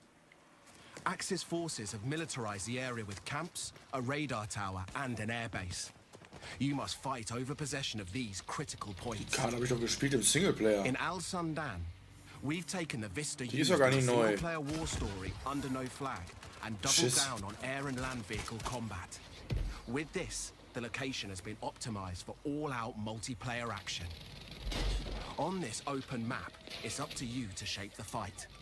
With large distances, vehicle-based Ja, ist die im Multiplayer schon gab. Wahrscheinlich gab es die im Multiplayer nicht, aber ich habe die im Singleplayer gespielt. Deswegen hat er ja gerade gesagt, optimiert worden für den Multiplayer oder irgendwie sowas. Weil ich das verstanden habe. Ja, bin ich auch geflogen. Hab dann relativ schnell gemerkt, ich kann nicht fliegen. Ich bin gestartet. Ich bin gelandet. Ich hatte irgendwie auch das Sinn, dass ich direkt irgendwie in so ein Benzinlager geflogen bin. Also. Es war nicht Pearl Harbor, was du nachgespielt hast. Nee. That's amazing. So obviously Al Sundan was adapted from Under No Flag. So tell us a little bit about what that process was like. Wie gesagt, der Story-Modus war halt sehr cool gemacht. War halt der Story-Part, wo die einen Typen aus dem Knast geholt haben. Die dann gesagt haben, so, geh zur Army, geh zu dieser Einheit und dann hast du Straffreiheit. Du bin jetzt aber auch raus. Ja gut, Olli, dann gute Nacht und eine Wette bis morgen. Morgen dann, ciao, ciao. Gute Nacht. And take a shot at turning this into what could be an amazing battlefield. It's huge. This is a really big map. This is your sort of classic Battlefield sandbox map. This is where you're going to see, you know, tanks and planes and infantry and all of that together in sort of what is truly Battlefield. It's sort of built for that open world gameplay with, you know, depending on no matter how you want to play, there's something there for you. Yeah, oh, definitely. And so how can I kind of, you know, adjust my strategy? Because it's such a wide map. Like, what am I doing?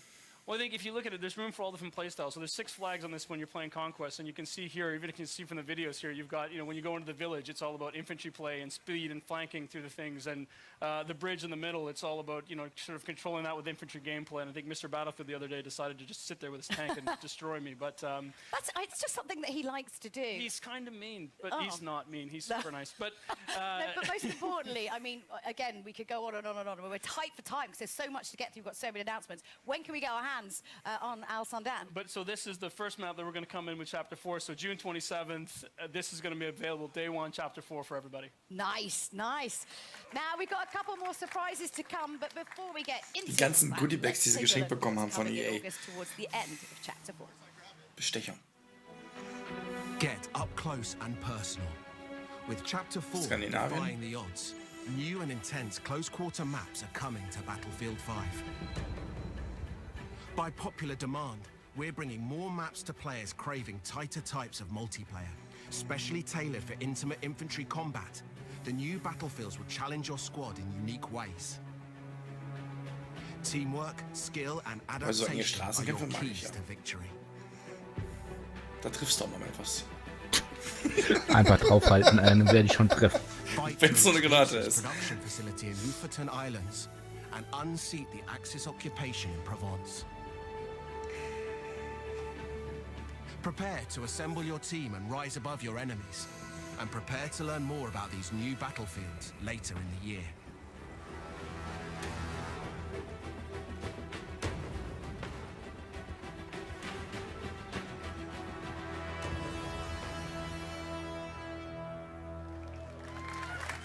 Now, to help us break down these new maps, Ryan and I are joined by Mr. Battlefield himself, Lars Gustafsson. I don't know if you made that up yourself, but... Oh, and because he asked nicely, we also let Freeman come down from his weird place up there. You're worse than my Firestorm teammates. You just leave me behind everywhere. But we can all understand why that happens. Yeah, Do you want to take over this one for the start? Don't mind if I do. Yeah, go for it. Lars, these are very different then to the two maps we've already shown so far today. Tell us about them. They are. I mean, Schon wieder den englischen Akzent raushörst. Closely monitoring how players engage in Tides of War and no surprise, I mean, they love the bigger modes. Aber Lars Gustafsson hört sich hier an wie so ein Der andere, But it's been super fun to watch how they engage with passion and dedication in the smaller modes, like Squad Conquest, for example, which really become a success. And with that in mind, then we've, together with the DICE LA studio, they've been going at it, tailoring maps that are specially made for smaller modes. And as such, being able to give that, you know, the close feeling, the tight, what you say, the intimate combat. Wie gesagt, ich sag mal so, die Grafik-Engine, die DICE benutzt, die ist schon ziemlich stark. We're making that platoon when we get back. Mein Battlefront Star Wars sah auch schon sehr geil aus, war aber halt ein Blender von der Spielmechanik her. You know, as we see with these smaller game modes, I mean, the key to this is just really good team play, really good squad play, and so, you know, sticking together and not leaving anybody behind, Star Wars like Freeman over here. Unless he's But I mean, not what if being... you want to leave him behind, can you? Then it's acceptable. I think, Because I would. It's two beautiful maps. They'd just be a spinning number plate. It would be, yeah. As you saw, Lofoten, it's serenity, beautiful Nordic countryside, but then kind of ripped open with gunfire and everything amongst villas and factory equipment. And then Provence, you know, I plan to take my wife there, you know, pastilles on the square. Places you want to take your family, it's weird. I'll take Ryan. Yeah, take him instead and then go to town. Kann man machen. Cobblestones, you know, lots of good flanking routes, and it's Ich war bei Battlefield da, ja. To master every inch of it. So it's really about, you know, knowing your battlefield. I mean, again, we could go on and on and talk about all of these maps, but we've got one more map to show off, and I want to make sure we have time to get through it. But first, Lars, you've brought with him some news about some kind of core gameplay updates we know that you've all been waiting for, so you're excited about this one. Lars, you know how much time I'm spending online. Like, I mean, I am working. Just Battlefield, or let's not delve. Big community features we've announced this month. Increase the max rank. Private games. Let's talk max rank. What can you tell us? Let's talk max rank. We do know, and it's been loudly made to us, our kind of awareness, that there are players out there too skilled who maxed out on rank 50 too quickly. So we've taken that to heart, and we've now taken the max rank from 50 to 500. So it's quite a leap. Yeah. Die Personen am Zocken. Dann können die Kopfschmerzen gar nicht so schlimm sein. Truly a journey for our players to go on, moving forward. And it's a grind train, but what are people getting if they're on it? Yeah, what are we getting? We're all in it, you know, we want the goodies. So to start with, Was spielen sie? Ring oder was? you will be entweder das granted oder Korn. company coins for every rank up. But then at every, do we call them milestone ranks, you know, every 50th rank, you will get one shiny new rank icon to show off your skills, and also a beautiful set of dog tags. So lots of ways of showing off your mastery. Alter, da ist ein Kampfspiel drin. Towards, you know, that the world domination. It's already happening. August. Dave is kommt the jetzt gerade time. erst rein. So it's almost here. Almost here. So world domination for Lars by Alex. Yeah, sorry, I wondered if we were talking about world domination or when that was happening, but all right. Private games then. The other massive thing that we know players want. What we got? Yes. I mean, another one that's our lovely community have been vocal about. And previously, for those of you who've been with Battlefield, it was called RSP, the Rented Server Program. But now we're shifting over to private games. And what it means, the beautiful thing with it is, the baseline package that comes out is free for everyone that plays Battlefield 5.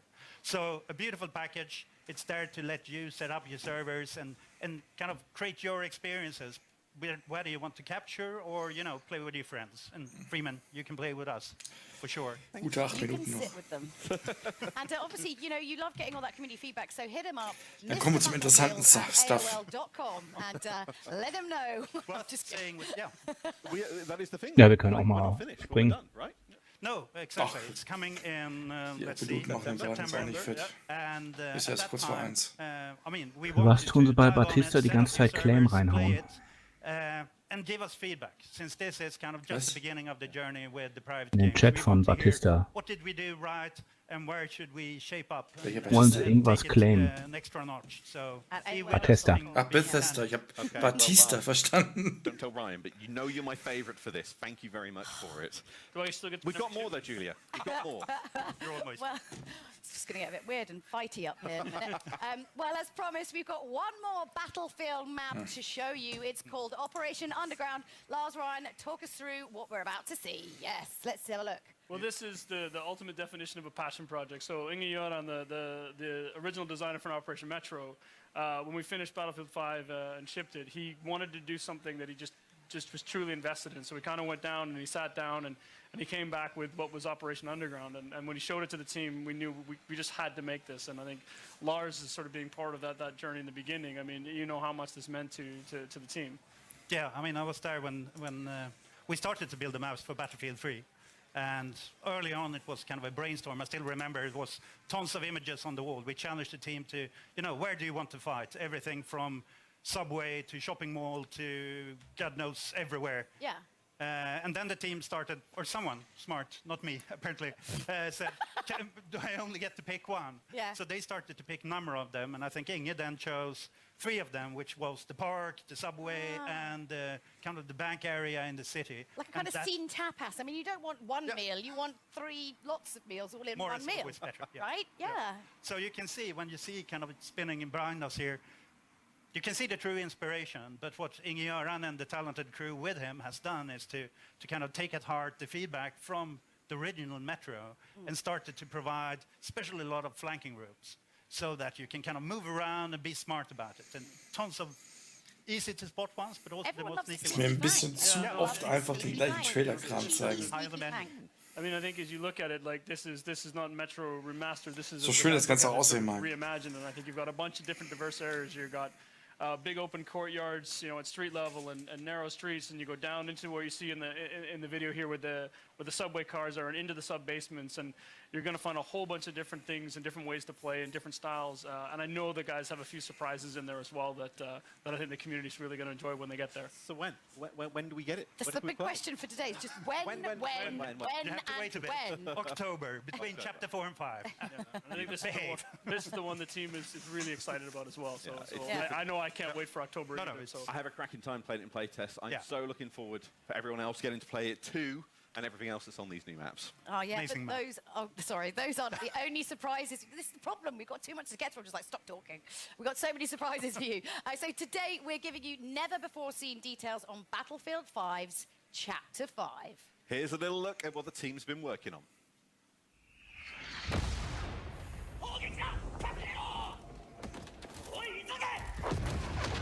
Japsen.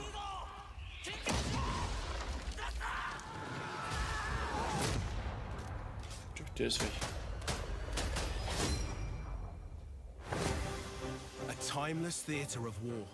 A new Das ist natürlich dann wieder ein komplett anderes Prepare to Gebiet. deploy to the Pacific. The team at DICE are hard at work creating an iconic World War II experience, releasing this fall with Chapter 5 of Battlefield 5. As the US and Japan enter the fight, you'll clash across several battlefields, including a modern take on an absolute classic, Iwo Jima. Since Battlefield began, Fand ich the den Film gut. Pacific Theater has been part of its DNA. Now, we're crafting the ultimate reimagining of the conflict. Clint Eastwood. By capturing real-life environments and using the power of Frostbite, we're bringing you the Pacific realized with today's capabilities and technology.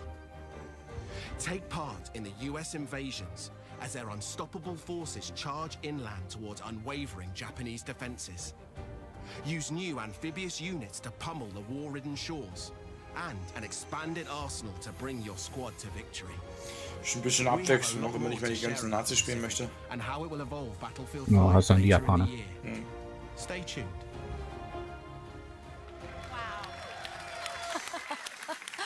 Okay, most importantly, you went on like a bunch of like research. Wobei es ja trips, natürlich like, auch let's in find out Sachen more about Waffen that. und Let's have a look Fahrzeuge at one in unterschiedlich. Yeah, That's right. It's hard work. I know it's amazing how many people are willing to make that extra effort to go to Hawaii in January in Stockholm. So it's quite impressive. We really appreciate the team putting in that work. Oh yeah, taking one for the But team. obviously, Definitely. I mean, that's the big new addition to Battlefield. Ja, das Team hatte wirklich Probleme gehabt, da dann Urlaub zu machen und sich das Land anzugucken und da Aufnahmen von zu machen, damit es dann entsprechend auf die Map umwandeln kann. Bestimmt ganz wenig Leute für gemeldet. Komplett schlecht da. No, but jokes aside, it's having been with Battlefield all through the journey, it's really where it all started. Battlefield 1942, the Pacific Theater, and already when we started to talk about this game, the journey through the Second World War, everyone came up and kind of, when do you go to the Pacific? So this is the time. It feels like a homecoming. 1942, Battlefield 1943. We've been there before, but this is in a new way. And I think the great thing, I mean, we hear a lot from the community, and I know, we have these discussions. You've got, where are my U.S. forces? Where's my Japanese army? And getting to sit here in LA today and tell everybody that it's coming, Chapter 5, you're going to get those things. You're going to see some familiar places like Iwo Jima. We've got 2 other maps coming with that, so 3 maps coming with the initial package of the Pacific in Chapter 5. Some ones I think people are going to be really happy with what they're going to see, and I just say in some that, as you can hear from the ping in the trailer, some iconic weapons and things as well. My Garand, it's coming, right? Yes. We're living for the ping, so I mean, we wouldn't go to Iwo Jima without kind of the weaponry and the hardware. So bringing tons of iconic weapons, gadgets, and also, after all, it's Battlefield. So, of course, there will be a new set of vehicles.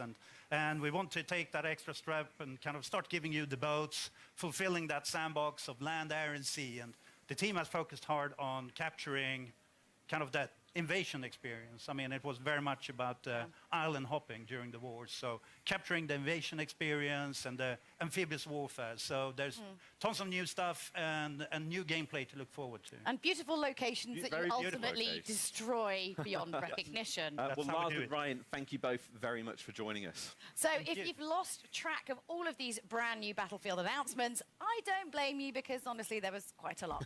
So do you want to give us a little bit of a recap there, Freeman? I'll leave that on your capable shoulders. Okay, I'm back of the balcony if I... Yeah, go on, get up there. Right, okay.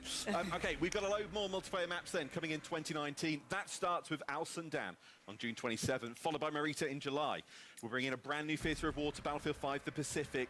That's releasing this fall. We're also bringing features we've heard the community ask for. An increase Ich frage mich, wie lange sie da mit den neuen Zahlen jetzt beibehalten, bis sie das dann auch wieder ändern. Neuen Zahlen? Früher war es ja Jahreszahl.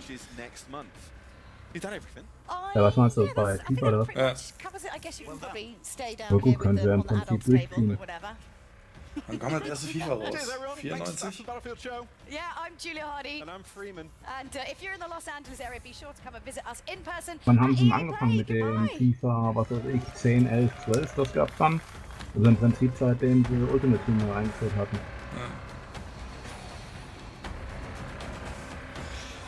So. Jetzt wird's zweimal interessant.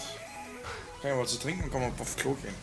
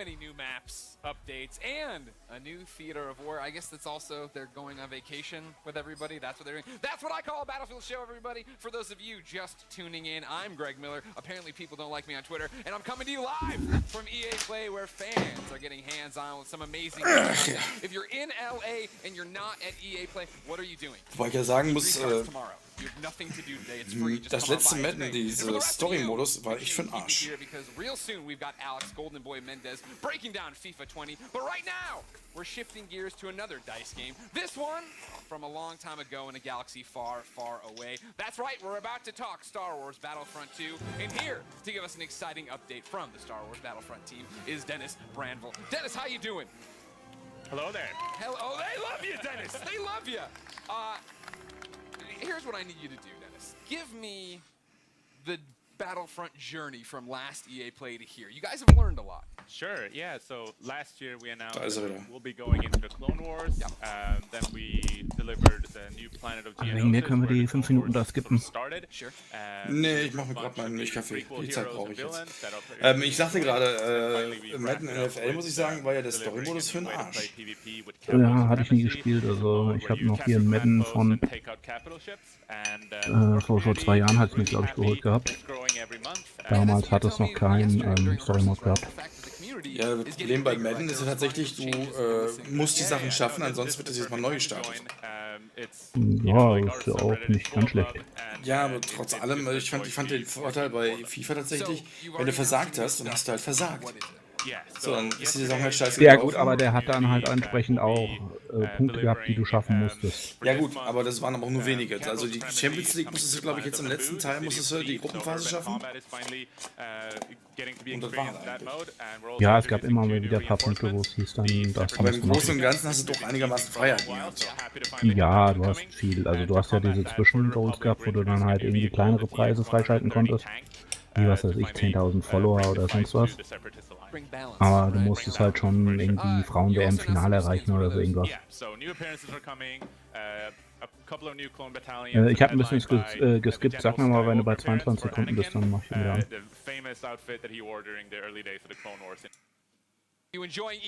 22 Sekunden auf dem Timer da? Ja. Ich bin jetzt bei... Ja, am Stream bist du irgendwie bei 2 Minuten. Ja, ist nicht mehr. Jetzt bin ich bei 50. Wie gesagt, bei 22 sagen wir mal Bescheid, dann starte ich wieder. Da bin ich jetzt ein Spiel, wo wir auch ein bisschen drüber reden können. Ja, Sims 1 habe ich glaube ich mal gespielt gehabt, aber... Sims 1 wer hat nicht gespielt? War dann die Zeit, wo irgendwie die Freundin meinte so, ja, ich baue einen Pool, nimm mal die Leiter weg und guck mal, was passiert. 25, 24, 23, 22. 21, 20, 19. Müsste jetzt wieder synchron sein. Ja, ich habe eine halbe Sekunde längst hinterher, aber egal. Ja, gut.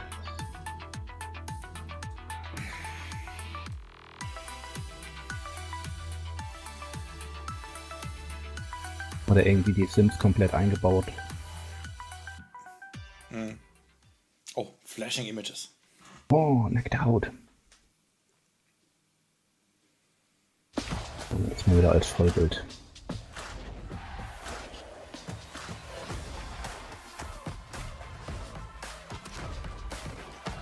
Hast du schon wieder den Street Part mit drin? What's going on, FIFA fans? I'm Golden Boy coming to you live from the Volta pitch here at EA Play. Now, I had a blast actually hosting a FIFA Ultimate Team Champions Cup a few weeks back, but that was FIFA 19. And today we're here to talk about FIFA 20. Now, if you caught the brand new trailer that dropped this morning, you already know that Volta Football is a new way to play, returning football to the street. FIFA to the streets. You like that? All right, now, for those of you who missed it, let's take a look. Hit me a pass. Ha. Nice.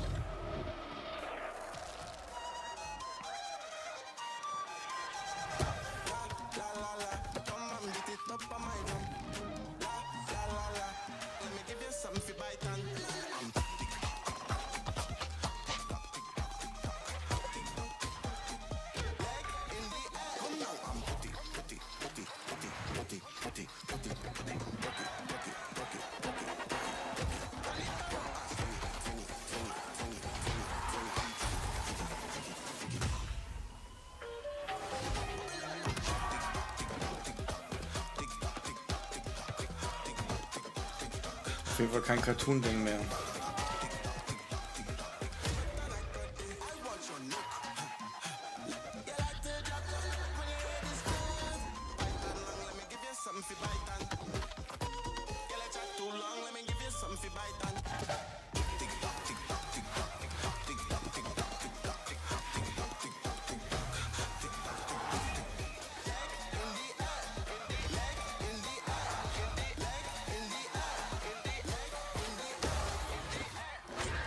Volta. Now, in a bit, I'm going to be chatting with Sam Rivera, the lead producer at FIFA 20, about some of the new gameplay features that are going to be coming to FIFA 20. But first, we go across the pond. Last week, singer-songwriter and Fulham footballer Chelsea Grimes caught up with some special guests to give us the details on Volta football and the culture that inspired it. Check it out.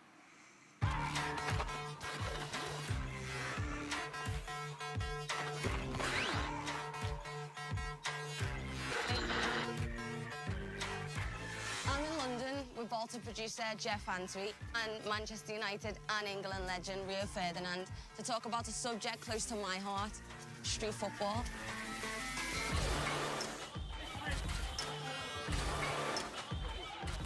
Okay, so Rio, we're here in London, your hometown. Cage football, street football. What was your memories and experiences growing up? Did you play a lot of it? No, this was where I grew up. This is exactly what I've done day in, day out. In there, the ball never goes out of play. Physically, it's demanding. You're forced to almost have a personality and show a personality in there. Do you know what I mean? The There's demands. definitely no hiding in there, is no, there? you can't hide in there. So I used to play in the street with all the boys, and it was kind of the same. You know, we'd learn how to bounce it off the curb and use the walls on people's houses as another player. What was it for you that made you want to bring it even into the game? For us, it's a return to street football for the FIFA franchise, and we're really excited about being able to, be in places like this, where it's rooted in the real people, the real places. Authenticity, creativity, culture are all things that we wanted to bring to Volta. Aber kein eigenständiges Spiel, ne? Nö, es wird ein Spielmodus sein. So you can do all these mad tricks like this. Well, just being able to be really skillful with the ball at your feet, whether it's a classic futsal drag, or being able to play it off the wall to yourself to beat your opponent, or flick it up over your head to create space for on goal. Can you use all the players from the professional teams? Absolutely. So obviously with it being FIFA, we want to make sure that authenticity is at the forefront. And so you can play with or against the real players, all the licensed players that we have, all the licensed clubs. You can imagine playing Chelsea versus Spurs in this London cage. Man United versus Liverpool. Man United versus Liverpool.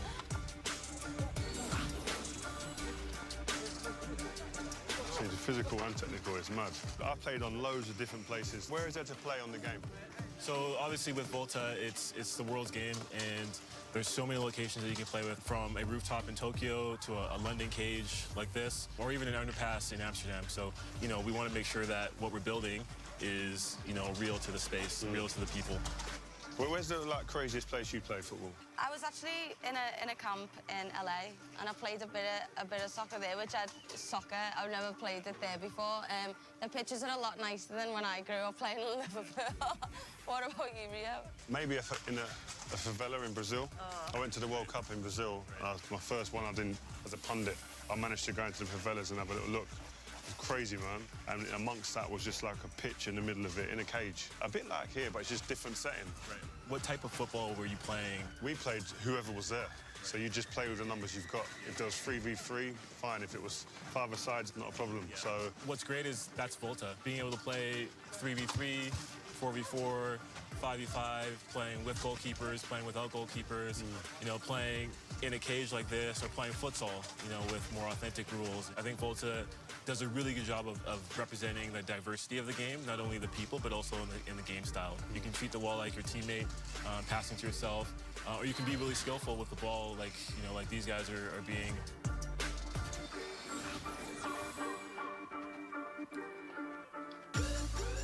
Volta football is such a diverse game, and for millions of people around the world, streets is their stadium.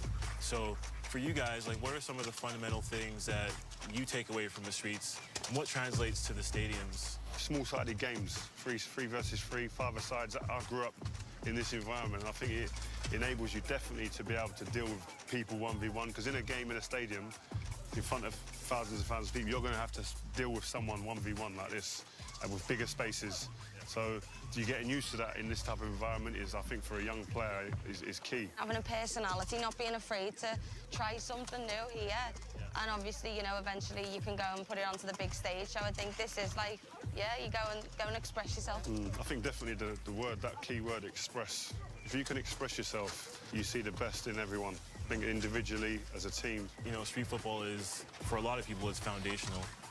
And it translates to, you know, the stadiums. And for Volta, that's kind of how we built the gameplay experience. And so we're really excited about what we can, you know, represent and being able to represent the flair and the style that you guys just talked about. I think a lot of people as well used to always associate like skills and flair without the end product. I think that's what's great about this game, is that end product's always king.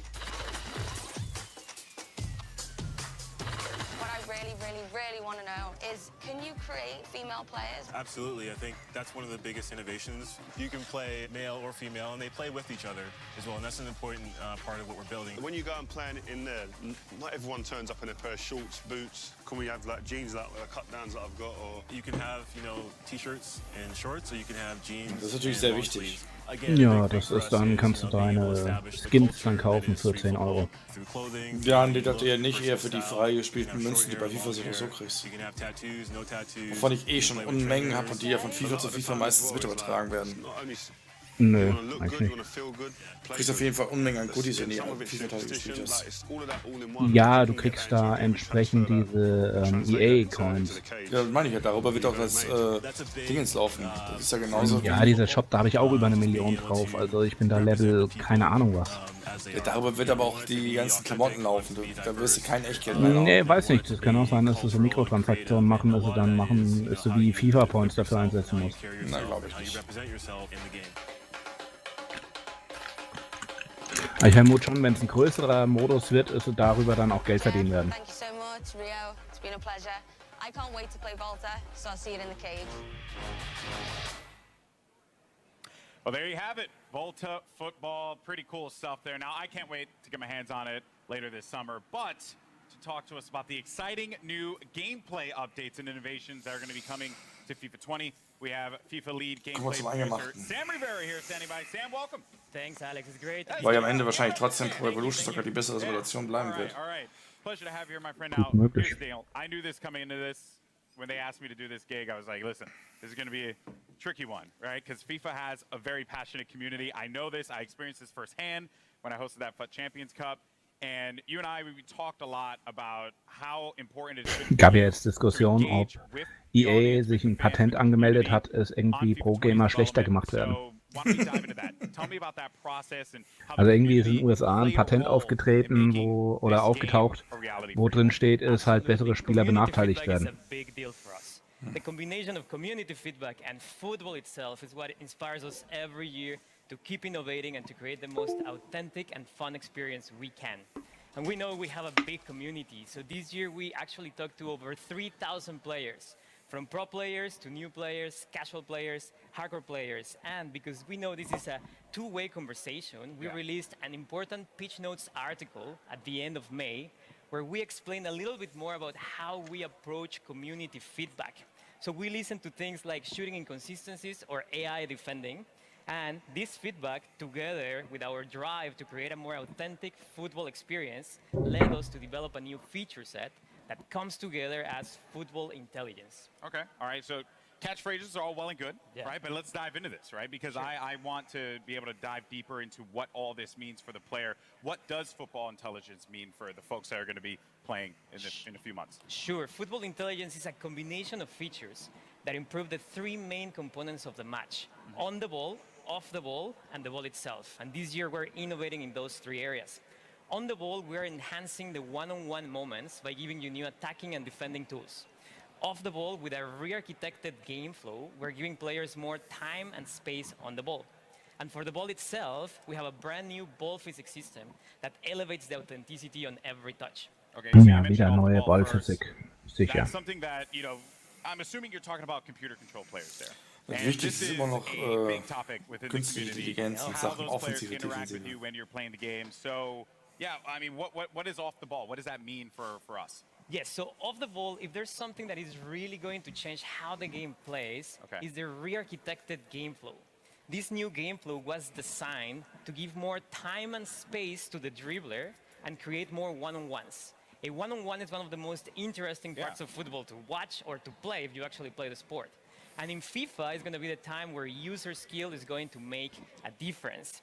And while we're creating more one-on-ones, we're also encouraging more user-control defending, and we are reducing the amount of AI defensive support that you get from your teammates. Okay, all right. So you really want to like influence the player to be engaged in that process. And I know it seems like we're kind of just like throwing questions out here, but you know, because I'm curious, I'm really interested, right? When I have a controller in my hand, you know, what does this feel like? You know, what extra space is being created with this more player-controlled approach? Yes, first of all, the re-architected game flow allows us to encourage smart technical build-up based on skill. So when you score a goal, you feel like you really worked for it. And because you mentioned space, yes, spacing is actually one of the biggest benefits of this system. You will see how your teammates spread around the pitch in a more authentic way, allowing you to read the game better and also giving you new ways for you to create your own scoring chances. And visually, just the game looks much more like real football. Yeah, so my AI teammates are going to be way more helpful for me because Lord knows I need that, all right? Which I think, you know, a lot of us feel the struggle there. But now, what about the player, me, right? As I'm playing this game, what new tools do I have that I can put out there on the pitch? Yes, Ein besserer Manager-Modus für den Offline-Modus wäre schön. And now that we're encouraging those moments, we're Ja also gut, giving Manager haben sie ja players oft the gegeben bei tools to EA. make sure those moments are in their control. Okay. So there's 4 features that I want to talk about. Composed finishing, strafe dribbling, control tackling, and the new penalty kicks and free kicks. All right, so Wieder neue Elfmeter und Freistöße, na dive into super. this composed finishing. What do you mean by that? Sure. Das We ist received gerade erst an den feedback Mist from the gewöhnt, irgendwie community also, ja. regarding the difficulty to finish in front of goal. Okay. So in FIFA 20, with the new composed finishing, you're going to experience more clinical and consistent shooting when you're in a one-on-one with the keeper, for example. And if you try a more difficult shot, let's say a volley Die sollten from mal die outside Torhüter the box, verbessern. then you're going to have more chances to miss. So overall, we are improving the fundamentals of shooting to provide a more authentic experience. And we also listen to feedback about time finishing. And we are very confident that the changes that I just mentioned to the fundamentals of shooting, in addition to some tweaks that we're doing to the actual time finishing mechanic, are going to give you a more satisfying shooting experience, whether you time your shot or not. We are actually just releasing another Pitch Notes article about this topic. If you want to know more information, you can check it online. Okay, so a whole topic just on this alone, which is very dedicated there. Now, you also mentioned another attacking tool, which was strafe dribbling. Yeah. So how is this now going to play a role in how I play out there? Good question. So we are reinventing the strafe dribbling mechanic. Okay. This tool adds more dimension in attack, giving you more control, more precise and agile control of the ball when dribbling. And I would say this tool is great to lure your opponent in, and then when he's getting closer, use your player's agility, speed, and skill to beat that defender. So if it wasn't any indication, though, you know, I'm going to be on defense quite a bit. So we'll see. Because of that, as a defender now, we're continuing to just run through these tools, these new gameplay additions that are coming to it. What about on the defensive front? Yes, to counter the attacking tools, we also need to bring some innovation into defending. The new control tackling system, which uses the sophistication from the active touch system from last year, is going to improve your player's tackling ability to ensure you win possession back more often than ever when you tackle in the right context. Okay, and then the most intense, nerve-wracking moment in any game of FIFA, me and my boy Rob, we went, this is an everyday thing for us. Penalty kicks. Yes. What changes are you making to penalty kicks? We have brand new penalty kicks and free kick systems. Okay. So first of all, the aiming mechanics are completely different and more accessible. But obviously, we're keeping some elements of skill in there to make sure there's enough depth in the mechanics for those that want to be masters on those systems. And for example, in free kicks, you're going to have full control of the spin that you apply to the ball, and that's going to create your trajectory. So you can do side spin, top spin, no spin, or a combination of them. And that's going to be based on how you swing your right stick. And then you will see the trajectory. So you can go around the wall, you can go over the wall, you can do a knuckle shot, for example. Ultimately, these systems are more, they're more fun, but you have more control so that you feel like it's more rewarding. And you swing your right stick, and then you see the trajectory being created, and that's the cool part. So, you know, for like us FPS gamers out there, maybe that's something that I can actually be good at, you know, like exactly hit with the right stick. That's awesome. All right, so on the ball, talked off the ball, but the ball. That is the most essential part of the beautiful game. So what's new with the ball? We have a brand new ball physics system, and the ball is at the center of every match. And the innovation that we're bringing to the ball this year just gives you a more authentic experience in general. Yeah. So we rewrote how the ball behaves on every player contact, on every bounce, on every interaction, and how spin affects the trajectory of a shot, pass, or cross. So what you will see is more realistic player deflections, more realistic bounces. And if you do a shot, let's say a finesse shot, you will see maybe more curve. If you do a lace shot, you will see a dipping trajectory, a rising trajectory. There's more variety in general. So the entire FIFA experience feels fresh because of this new ball physics system. Trying to get that ball to bounce in fun ways. Ich sehe schon dann die ersten Patches, weil das erste, wenn es rauskommt, wirst du wahrscheinlich von der Mittellinie irgendwie so einen Finesse-Schuss machen können und der geht genau in den Winkel. And since you have the eyes and ears of a ton of FIFA fans right now, floor is yours. Anything else you want to say to this community? Ich finde es immer sehr schwierig, wenn sie jedes Mal wieder auf die Ballphysik wieder rumführen müssen, aber in FIFA 20, and a lot of them are based on community feedback. One of them is pace. We know that sometimes trotz allem, für mich müssten sie viel mehr in den Modis machen als in FIFA im 20. Spiel It selbst. doesn't mean that the entire game is going to be based on player speed, but it just means that player physical attributes are going to be slightly more important. We're doing something very similar for strength. And finally, for those players that have mastered the skill moves, we're obviously tuning some of them. Let's say La Croqueta, we're adding new ones. Or if you like to chain multiple skill moves in a row, then you will get a more realistic outcome. We're working on those. So you're telling me that Tex can't like bust out like 3 elastic at the same time? We'll see, but you will see new behaviors there. Tex will still find a way. Tex will still find a way. Well, thank you so much, man. I really appreciate it. Now, when can players get their hands on FIFA 20? So it's going to be September 27th. Okay. And there's some good news. If you have EA Access, you're subscribed to EA Access, you can get hands-on September 19th. Wow. Okay. And then, of course, you know, EA Access coming to PS4. Exactly. That's good news. So PS4 fans will also be able to play FIFA September 19th. All right. Look at that there. And, of course, all those details can be found online, so don't forget about that. It is a hot day out here. We've been talking FIFA. I've been having a blast. And Sam, thank you so much, man. Guys, give it up for Sam Rivera once again. Thank you. Thank you. Awesome stuff. Now, don't forget, if you're in LA, come down to EA Play, try out FIFA 20 for yourself, or come watch some great street football competition at our custom Volta pitch. Keep an eye out because the FIFA team has a lot more to come between now and September. They'll be posting deep dives on the Pitch Notes platform. You get more info on gameplay, career mode, pro clubs, Volta, and because we all know you want to talk about it, FIFA Career Ultimate Mode, Team. das So ist keep an das eye out for Interessanteste. those. I'm Golden Boy. Thank you so much for watching. See you later. Das ist Ende Juli. Ja. Und Ultimate Team werden sie dann wieder zur Gamescom machen. Ja. 11 Minuten. Ja.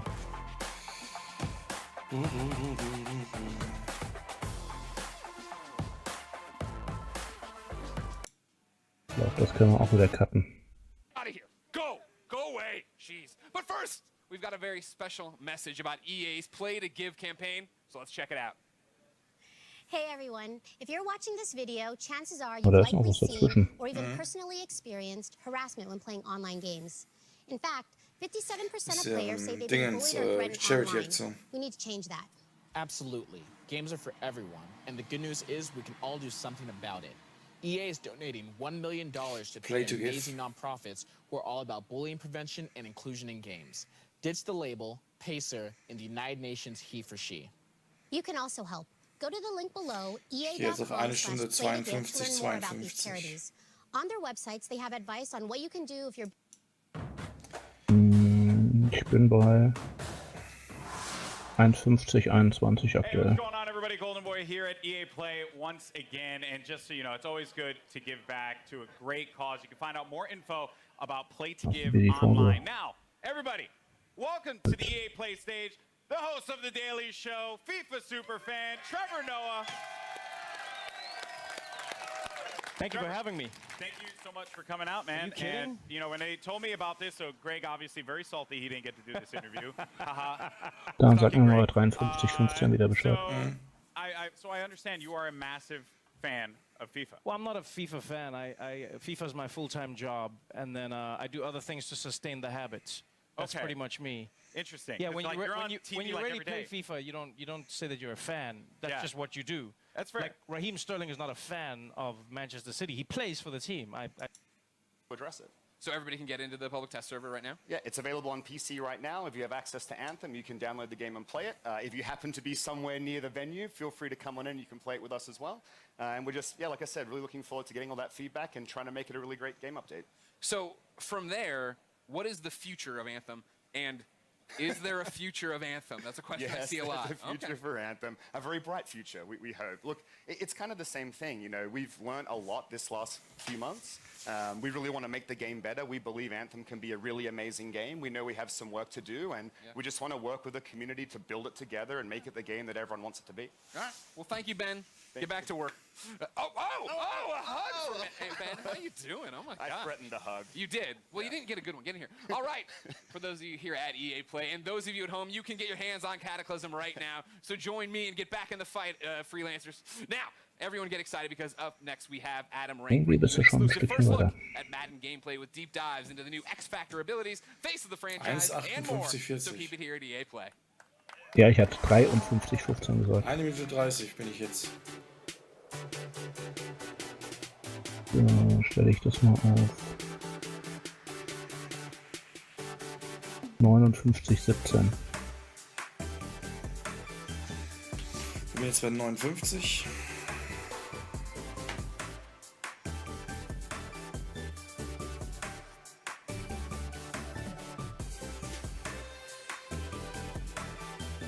(13, 14, 15, 16, 17).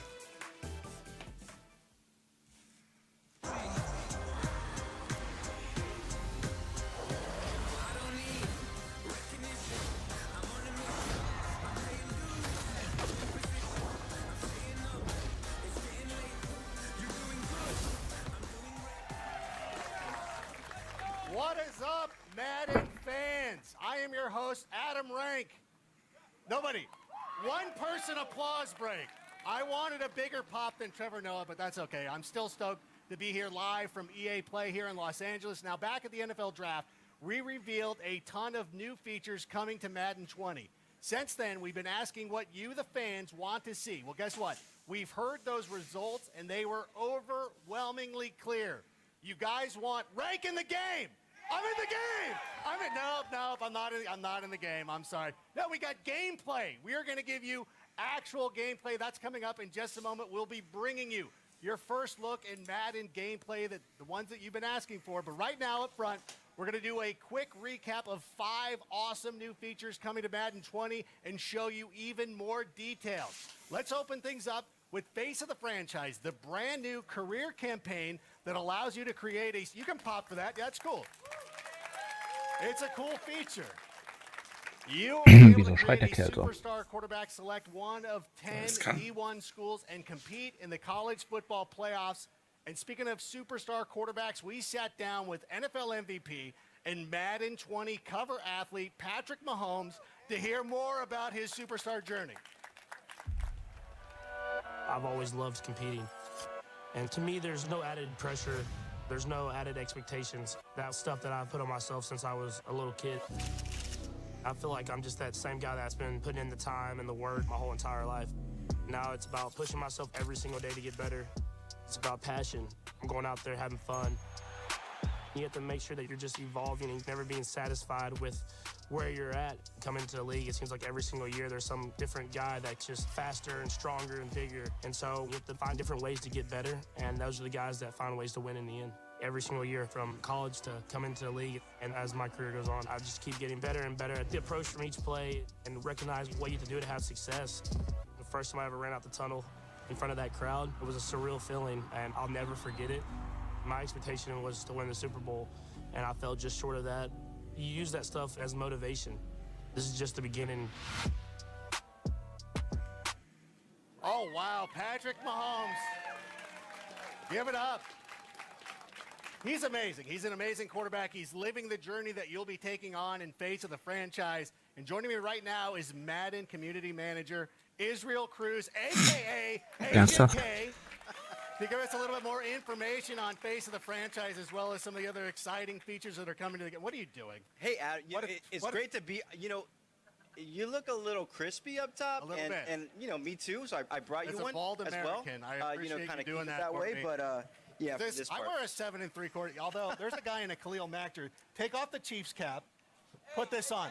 Hey, there you go. Don't give away those secrets. You got to protect the noggin, man. Yeah. You got to protect It's the good to see you, noggin. though. Hey, it's Thanks good for to see coming you too. Thank you so much. Over the last few weeks, we've been talking about Madden 20 on live streams, and it's been great. Our community has been really engaged, and we've been asking them questions. What do you want to see here at EA Play? Right. And this is the culmination. We took their feedback. We're going to talk a little bit about those things. And regarding face of the franchise, our players wanted to see an NFL draft experience, kind of like what's going on. Right. So you'll see on one of these screens right here, what's really great is you're going into the NFL draft sequence right here. You're in the green room. Your player's a little bit nervous, representing the Texas Longhorns, go Horns, and hasn't finished that cheeseburger right there. So it's still Los Angeles. The Rose Bowl from a couple of years ago, it's still looming large though. So be cool with that. Well, listen, don't get mad at me. Just stop Vince Young.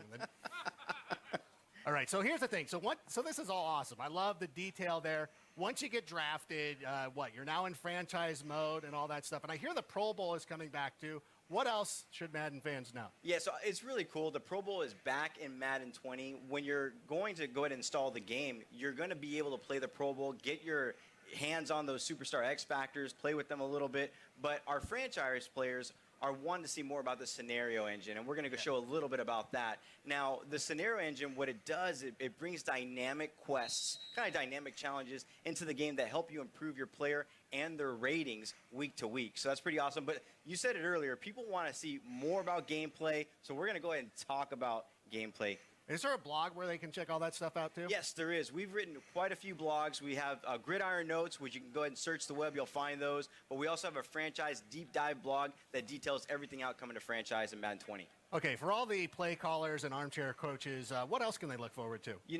Like real estate, it's like location, location, location. People want playbooks, playbooks, playbooks. Of course. Now, this year in Madden 20, we're having RPOs coming into the game, which are run-pass options, which is great. But not just that, but our players have been asking for new formations. So right here, we have out of the Raiders playbook, a unique formation, which is actually called single back double off close. And what's great about this is a PA sweep play we've got going on right here, which is absolutely great. Our players are excited about that, but what I'm excited about is that throughout the course of the season, we're going to go ahead and evolve those playbooks, and as things happen in the NFL, we're going to bring that stuff to the NFL. Yeah, I see the one Derek Carr fan out there was very excited to see that Raiders playbook, and I know that we've got a lot of, two Raider fans. Wear a jersey next time. I can't identify you without it. It's okay. Listen, I'm talking to Israel, though. Here's the thing. Now, we've got a lot of Madden Ultimate Team fans in the house. Am I right? Yeah, right? Awesome. They want to know more about the content that you're going to be bringing to the table. Tell us a little bit more about those Ultimate missions. Yeah, so Ultimate missions are great. A lot of times our Madden Ultimate Team players, when they log into the game, they're always trying to find the most up-to-date content.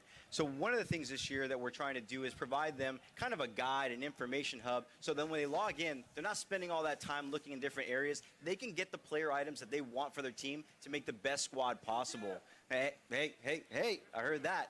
So one of the things that's absolutely great, let's say Khalil Mack has an amazing game on Sunday. You log into Madden, you log into Madden Ultimate Team, you want to be able to find it. So basically, we're going to go ahead and provide you that information guide, that step-by-step process, so you can get that item on your team. Now, the Khalil Mack fan sitting here loves hearing that. The guys, the two Raider fans over here, not so much, whatever. We appreciate what you guys, I know, talk about the Rose Bowl being too soon. Yeah, we love the Raiders. I love John Gruden, what he's done for our team. Now, the thing that I'm most excited for, though, is the Superstar X Factor abilities. These make the superstars, play like superstars. And you're going to give us a little bit of a reveal on some of these abilities? Yeah, so our players have been asking us to go ahead and talk about these Superstar X Factors. The first one we're going to reveal is Alvin Kamara.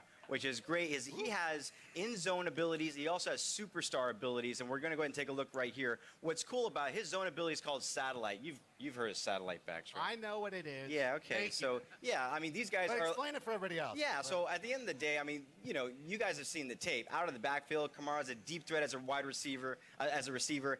It's crazy. He's absolutely amazing out of the backfield, but he also has superstar abilities. So those superstar abilities are matchup nightmare. So basically, you're going to go ahead and have better opportunities to go ahead and catch the ball against linebackers and DBs, and also better route running. I mean, he's absolute beast. And he also has running back apprentice. What running back apprentice actually does for him is that it allows him to have 4 additional hot routes anytime and pre-play adjustments. Love that. Now, listen.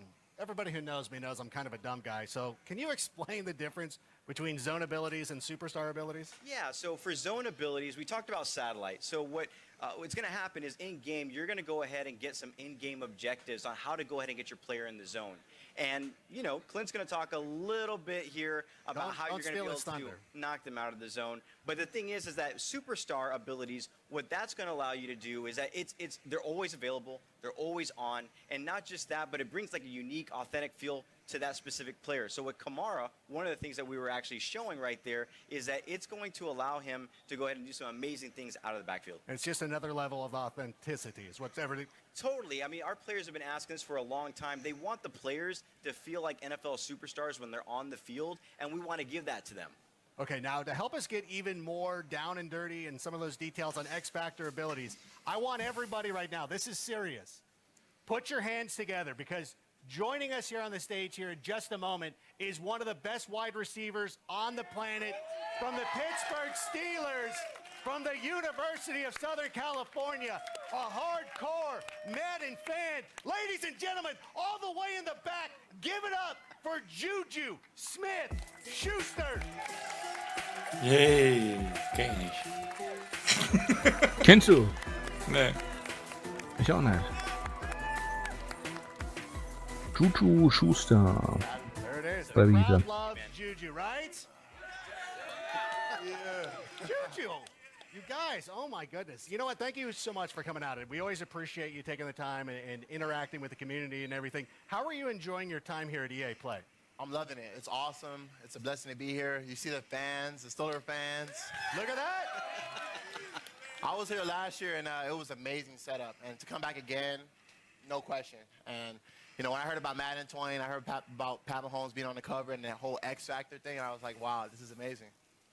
Now, you had a monster year once again. You know, you're obviously one of the best players in the league. Kind of go through the thought process. When you're on the field, you're in zone, you see single coverage. What are you thinking? When I see that one-on-one, it's the opportunity of me getting the ball, you know, knowing that the defense is coming and the quarterback has to put the ball out faster. And all I can think in my head is, like, catch the ball, get yak yards, score touchdowns, celebrations. And pretty much in my head, I'm just like, wow, like, let's make a play, big plays. And you make big play. What do you had a 97-yard reception? Or did you have 2? Yeah, 2. Oh, you had 2 of them. That's right. I'm sorry. I didn't mean to sell you short. Now, in addition to getting all those yak yards, you're also known for wrestling away those jump balls. So it's no surprise to me that your zone ability is double me. Is it cool if we take a look? Yeah, let's check it out. Yeah, so what you guys are going to see right here with like Juju said, once he gets in that single coverage and he is in the zone, there is no stopping him. The only way that you're going to be able to stop him is to go ahead and double cover him. And at the end of the day, you know, it's a new meta to the game. If you want to stop Juju, you got to double cover him. Well, first of all, you can't stop him. Let's just put that out there right now. What did you think? Do you think we nailed it? What do you think? That's awesome. That's crazy. That's definitely something I see myself doing. You know, the double coverage, especially this year, it's gonna be super exciting, and I just can't wait. You know, having an X Factor, I can't wait to use it in the game, use myself in the game. And are you ready to check it out? Are you excited to start playing? Super excited. All right. Well, you're in luck because we've got Madden 20 playable right here at EA Play. You and Agent K can go try it out. Agent K, is there any way that our fans at home can maybe try this out as well? Well, you know, I think a lot of people that are here are going to get a chance to go ahead and check out our closed beta that's going to be happening for Madden 20. Closed open. It's going to be happening on June Closed 14th open beta. to 16th. but I believe over at the Madden booth, we're giving out some codes. You guys may have seen it. So if you haven't checked it out, go over to the booth. There's going to be a blog up. I believe Man of the People, Z Farles, is going to go ahead and be talking about that, putting out. Check out our social channels. All that information is there. I brought a couple of codes here for Juju. We're going to give Juju some codes as well. We're also going to be sharing on social channels. Check that out. A lot of great information. You want some, Adam? You mind? Are you sure? All right, here you go. But no, it's actually Hold on, awesome. we'll talk But not just that, but we're going to work with Juju. He's going to be giving out codes on his channel. So again, tune into our social channels. All the information there about the closed beta happening on June 14th to June 16th. But since you're here, you guys can grab it early, download it, and get ready for June 14th. All right, thank you so much for coming out. Israel, Juju, go play the game. Awesome. Go play the game. Give it a round of applause. Juju. Jetzt spielen sie Skribbel. Juju Smith-Schuster, there he goes, handing out those codes. I don't know that you're going to get those back. I don't know if he's going to. All right, well, Juju's going to go get a taste of what Madden 20 is all about. But don't go anywhere, guys, because we've got even more Madden 20 gameplay to show you right now. Because please welcome to the stage our senior gameplay designer, Clint Oldenburg. Put it together, everybody. Kennt man bestimmt auch, den Clint Oldenburg. Sicher. Ist wichtig. Yeah, man, keep it going. Good to see you. How you doing? Wonderful. Oh my gosh, thank you so much for being here. Now, we've seen those X Factor abilities, but I want to dig a little bit deeper. Tell me a little bit more about how they impact gameplay. That's a great question. I'm going to follow it with a question for you first. Okay. And I'm trusting you to give me the right answer. You got it. What are some reasons you like to watch football? I like yelling at my fantasy players. Okay, yeah. Anything else? Oh, you know what? I like watching superstars play like superstars. When you have somebody like Juju Smith-Schuster, I want to see him make some big plays. That's exactly right. And sorry that you have to follow it, by the way. That was a hard tough assignment, booking, man. by the way. That was a really hard assignment. Trevor Noah, Juju, and now Clint. Hey! Yeah. That's good. Yeah, give it up. Yeah, so you mentioned superstars. The NFL is such a star-driven league. Madden is no different. We set out with a creative vision this year to make our stars feel like stars. So we created this ability system known as Superstar X Factors. These abilities are going to bring authentic skills that make these guys feel unique and powerful so that every individual game is unique and game planned differently. And that's what it's all about, authenticity. And that's great that you guys take that extra level of realism. Can we see some more X Factors in action? Can we, we talked about Mahomes at the start of the show. I'd love to see him go out there and do his thing if that's possible. Yeah, we got some cool stuff to show you here with Patrick Mahomes, our cover athlete. Bazooka is his zone ability. Now, to get into the zone, you have to do an in-game objective. With Mahomes, you have to complete 4 passes of 30 yards or more, and once you get inside the zone, denoted there by his X Factor icon, he can throw the ball further than anyone else in the game. His max pass distance is increased about 15 yards to about 80. You can bomb the thing. Everybody's oohing and eyeing. I mean, that's what we see on Sunday. Now, you talked about the air yards. It's got to be air yards, right? Not dump off to Damian Williams? Exactly. 4 passes of 30 yards or more, that's traveling in the air 30 yards, so the rack yards don't count.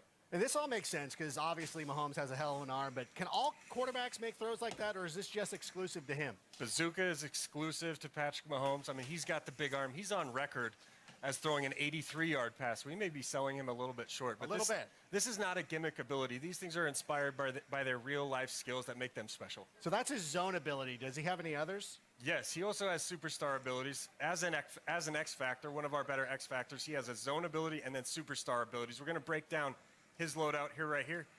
We got Escape Artist first. And as everyone knows, he's a dual-threat quarterback. Escape Artist gives him elite agility and speed when scrambling on passing plays. Looks like Mahomes, right? It does. Unfortunately. I mean, that's what he does. And then Dashing Deadeye gives him perfect passing accuracy when throwing on the run. So it's a nice little combo there. Perfect passing accuracy is the best accuracy you can have in our game. And then here's the red zone? Yeah, red zone Deadeye. If you watched him last year, you know he was deadly in the red zone. When he's inside the 20-yard line, again, perfect passing accuracy. Lastly, no look Deadeye. I'm really excited about this one. He's going to have perfect accuracy. The only quarterback in the game at launch to have perfect accuracy on crossbody throws. Exclusive to him is the no-look signature Mahomes animation. That's his signature look. That's exactly what he does every Sunday, and everybody gets upset about it. And this is the thing, though. I know Mahomes. Klingt irgendwie, als wäre er ein wenig overpowered, dieser This is Quarterback. kind of a lot. Is he unbeatable? Gut, mehrere, die halt diese Fähigkeiten haben, ne? Ja, die man ja exklusiv. Now you must play Madden. Ja, aber trotz allem haben verschiedene Superstars verschiedene Fähigkeiten. It's a chess Ja, match. So jeder hat just halt like in seine the eigene, NFL, the aber way to shut down a high-powered passing game is wenn du einen pass rush. Quarterback hast, der The halt defense is komplett gonna have überpowered knockout ist, conditions when these guys dann are in the solltest du zone. relativ You're gonna see leicht here Spiel Mahomes gewinnen. with his X-Factor icon lit up. He's in the zone.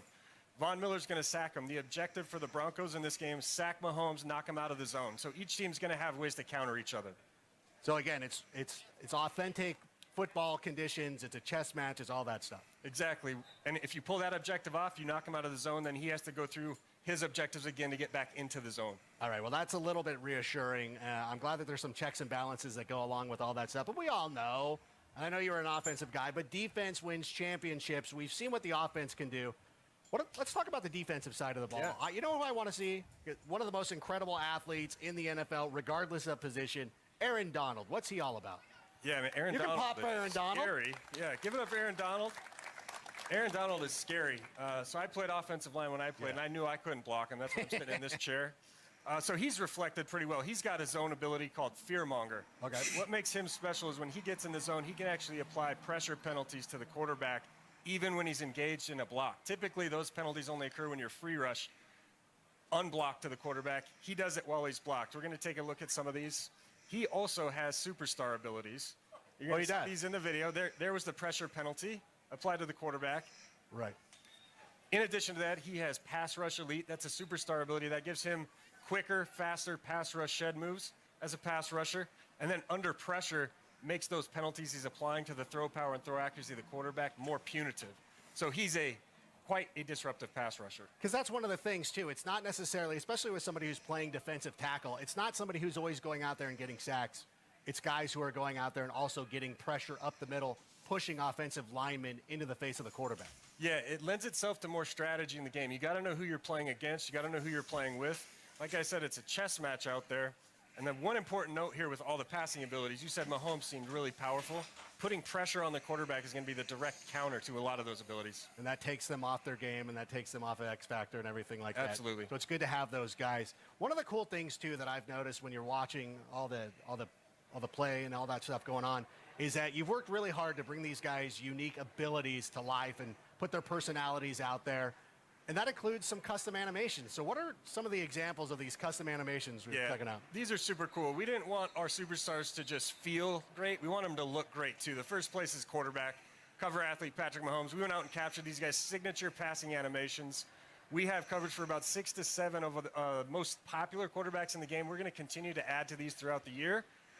Aaron Rodgers, quick release. Drew Brees, you know, he's always fidgeting if you're a Saints fan. And it extends beyond quarterbacks.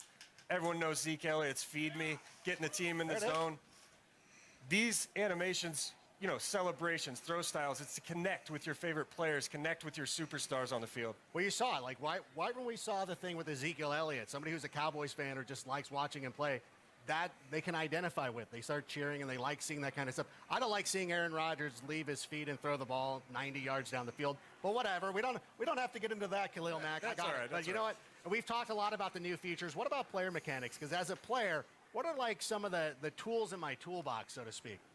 Nailed it with the toolbox. Right, it is. It's kind of what it is. Yeah, we're always looking at ways to add new mechanics to the game, give our players more control. There's 2 that we want to go over today, and they're both for the quarterback. The first is the new scramble mechanic or pull down mechanic. What this does is give you the ability on a passing play to pull down the passing icons with a button press, become a ball carrier, full access to all the spin moves, jukes, ball carrier moves, and then you can bring back your icons again with the same button press and throw it at any time. Makes any quarterback a dual threat, brings some skill. Here with Ben Roethlisberger, we're looking at the new pump fake mechanic. You can now pump fake to a specific receiver on the field by double tapping the button. You're going to see the reticle come up to get guys to bite on it. It could dual purpose mechanic. You can also use it to pull down if you feel like you've made a poor decision and you want to cancel the throw. Just quickly double tap it, you'll pull it back down. So you can, kind of pump fake it to an outside guy and then check it down to a tight end or something like that? Absolutely. You can even use it on double moves. If you want Juju to run a slant and go, okay, pump fake it on the slant, take him deep. Oh, that's amazing. And it just keeps getting better. And you know this. You played in the NFL not too long ago, but the game has changed so much in the number of years since you've been gone. We've seen a lot of college coaches come in and they've brought in their offenses, and most recently Cliff Kingsbury down there in Arizona, bringing in his high-powered offense.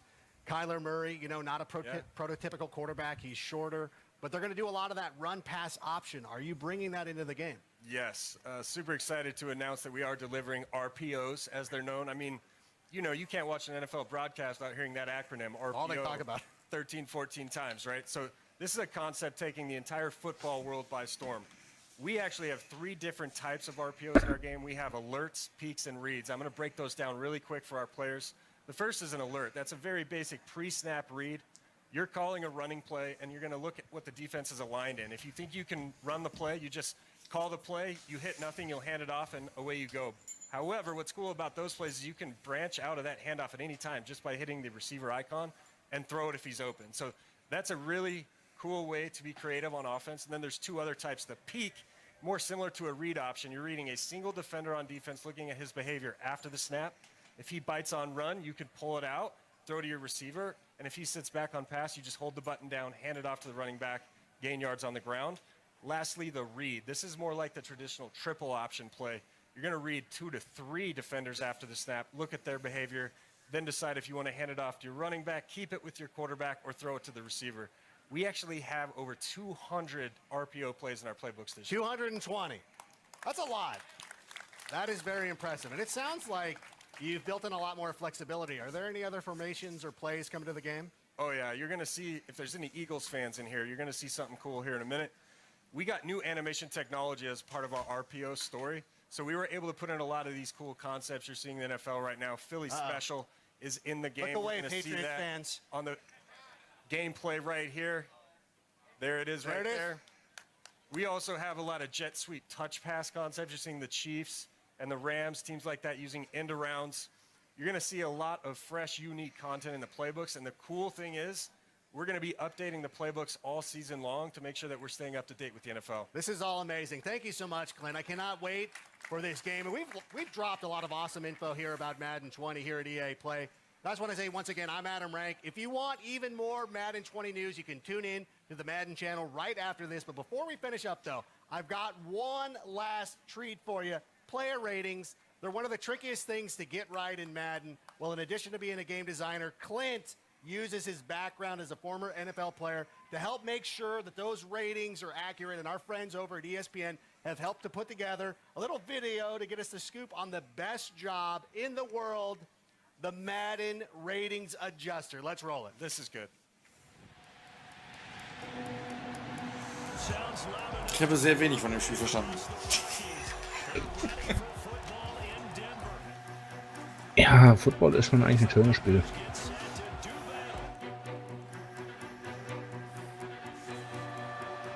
Nur ich meine, wenn sie die Playbooks jedes Mal anpassen und die dann wirklich akkurat sind, werden sich natürlich die Teams auch freuen. Weil wenn es schafft, das komplette Playbook von irgendwie einer Mannschaft zu entschlüsseln und das da in das Spiel reinzubringen, ja, dann hat die Mannschaft ein Problem. I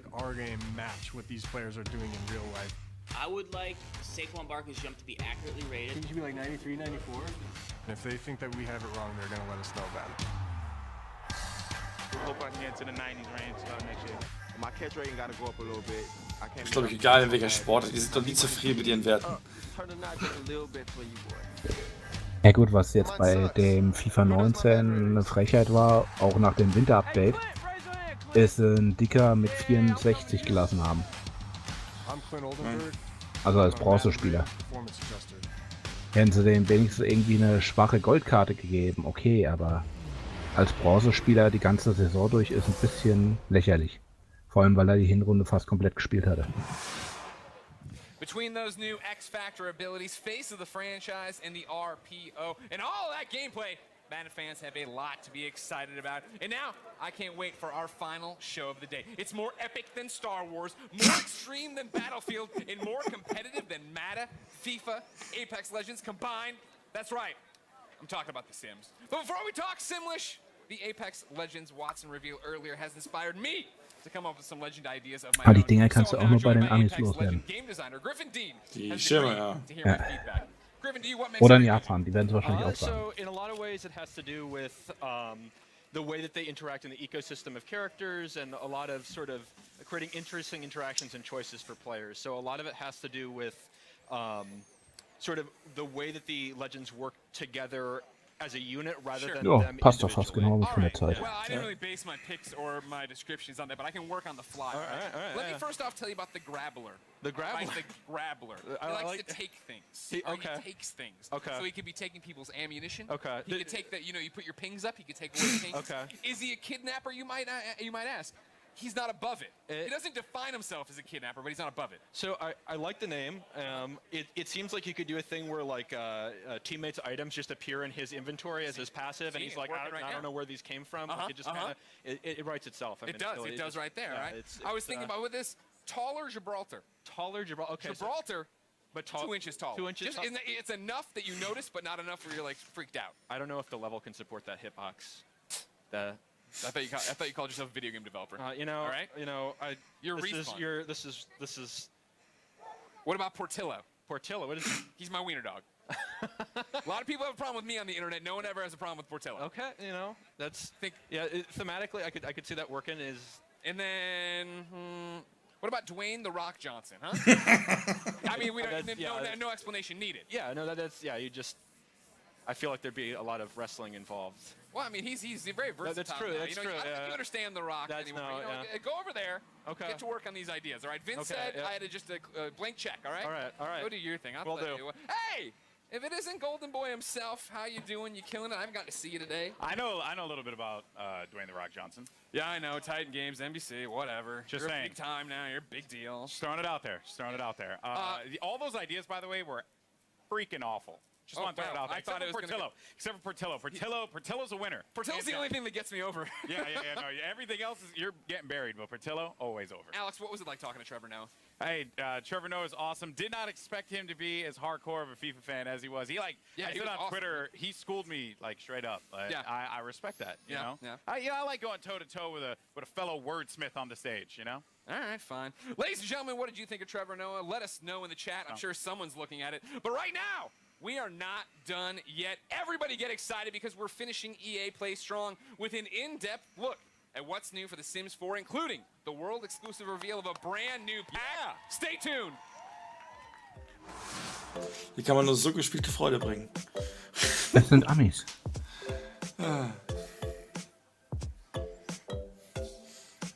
Ich weiß jetzt schon, wer dieses DLC-Pack haben will.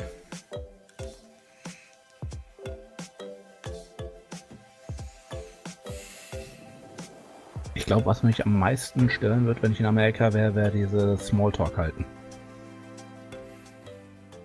Redest du nicht gerne? Dieser gespielte Smalltalk, ich glaube, irgendwann würde ich da so halbwegs ausrasten.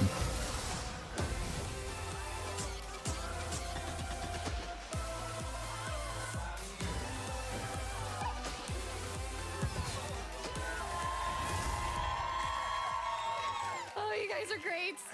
Welcome, Simmers, to EA Play. Yes, I'm very excited to talk about everyone's favorite game series, The Sims. Oh yeah. Ich glaube, manche sitzen nur da, weil sie keinen Bock mehr haben zu laufen. Da ist ein Platz frei, da gehe ich jetzt hin. Plus a couple of fun surprises, so stay tuned. Now, to help me translate all of this Simlish, everybody join me in welcoming General Manager Lindsay Pearson and Senior Producer Michael Duke. Thanks so much for coming out, guys. So I'm super excited. I know you guys are super excited. Yeah, absolutely. I've been with The Sims a long time, and this is one of my favorite things to do is come out and see all of you and tell you exciting things. Absolutely. And I mean, it's going to be a big year for us. It's actually, we're celebrating 20 years of making The Sims this year. Yeah. And Lindsay and I keep debating it, but I think this is going to be the best year yet. I think it might be. Natürlich. Well, I mean, really what we want to know is, what have you got for us? Come on, tell us everything. Of course. Well, it is EA Play. We couldn't come empty-handed, so we'll start with our big one first. I'll let you take that. Absolutely. So we have the next expansion pack for The Sims 4, Sims 4 Island Living. Robinson Crusoe. Check out that trailer. Yeah.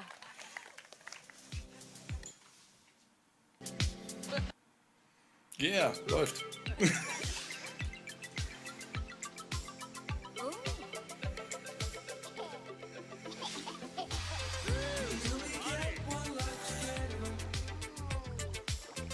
Die haben zu viel Moana gesehen, oder? Mit den Tätowierungen. Aber das ist aber nicht die Spielgrafik, oder? Scheinbar schon.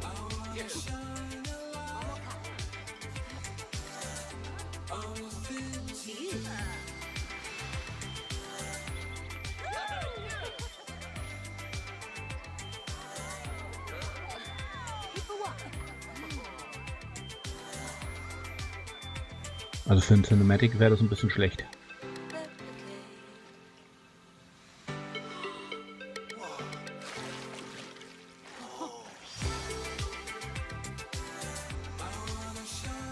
Hm. 21. war die Juni und 60. Juli auf Konsole. Oh, that was so cool. And look, we're in our own little island paradise. Can I just say, I didn't know what the reveals were going to be, and I accidentally just wore this. Super weird. And obviously, you know, talking about fashion, there's a lot of island fashion there. One of the biggest things people absolutely love. What can we be? What can we dressing up as? What can we look like? 21. auf jeden Fall für PC. 16. Juli Konsole. Is my outfit going to be in there? You're going to put it in the game, Not right? exactly that, but Why certainly not? those bright colors like you're showing off there. But, you know, we really wanted to add a lot of island wear and that stuff you can stay cool in when it's so hot. It's true. Yeah. And we had to bring in a lot of new fun colors and patterns, but also hairs, accessories, everything to deck out head to toe to just chill and relax on this beautiful island. I mean, look, that's some amazing fashion right there. But what if, you know, I'm getting a little bit hot. I'm not someone who likes to dwell on a beach too much. Yeah, what if I want to go in the water? What's going to be happening there? So we're very excited. So for the first time in The Sims 4, our Sims are going to be able to walk right into the open water. And we're opening up Yes. open water gameplay. Just been teasing the water. Yeah, At this point, I'd say. I mean, like you saw in the trailer, she water walks right gameplay. in. Our Sims are going to be able to do that, and you can snorkel in the water. There's swimming, floating, and there's also those pretty awesome aqua zips. Yeah. If you're in a hurry to get where you're going. So, what inspired you guys to introduce this kind of ocean gameplay this time? Yeah, well, we've taken The Sims to a lot of different worlds and a lot of different places, but we hadn't yet really played with the idea of where the land and the water meet and really bring you into an ocean environment, which seems like a great addition. Absolutely. I mean, you know, when I think of tropical islands, I'm thinking of, you know, like palm trees, ocean waves, relaxing on the beach. So, like, tell me more about this world. What can I actually do in it? Yes, so the island of Sulani will have all of those things and more. It really is the perfect place to unplug and enjoy this natural feel. So you can explore all these little alcoves. You can live closer to the coast, or you can live higher up towards the hills, or What's wrong? yeah. So, no, wait, there's an active volcano here. Absolutely. Sorry, Yeah. you were selling me the dream of living on an island. Well, I'm not sure I really want to go there. So- It is a real island. Most islands are formed by volcanoes. Yeah. Just Well, so don't you get know. nitpicky. Yeah, so we had to put this active volcano in there. Now, you don't have to live next to it, but Right. the riskier Sims may choose to live nearby. Oh, yeah, and then, sometimes Kel it gets surprise. angry. Something You got to watch out terrible for those happens. lava bombs. Don't, do what? it. Like, Don't. oh, The Sims. I They mean- don't. I don't know how that was going I to mean, go, what do but you probably expect's not going to well. happen when you touch something Yeah. really, really hot? So, Probably yeah. burns. Beautiful locale, slightly dangerous. I mean, what other surprises are in store on this island? I mean, I, for one, want to know if I can befriend any kind of cute animals there. What kind of animals can we befriend? Well, I mean, it wouldn't be The Sims if we didn't let you make friends with some of the animals. Exactly. So in this case, the one we're really excited about is the dolphin. Yes, yes.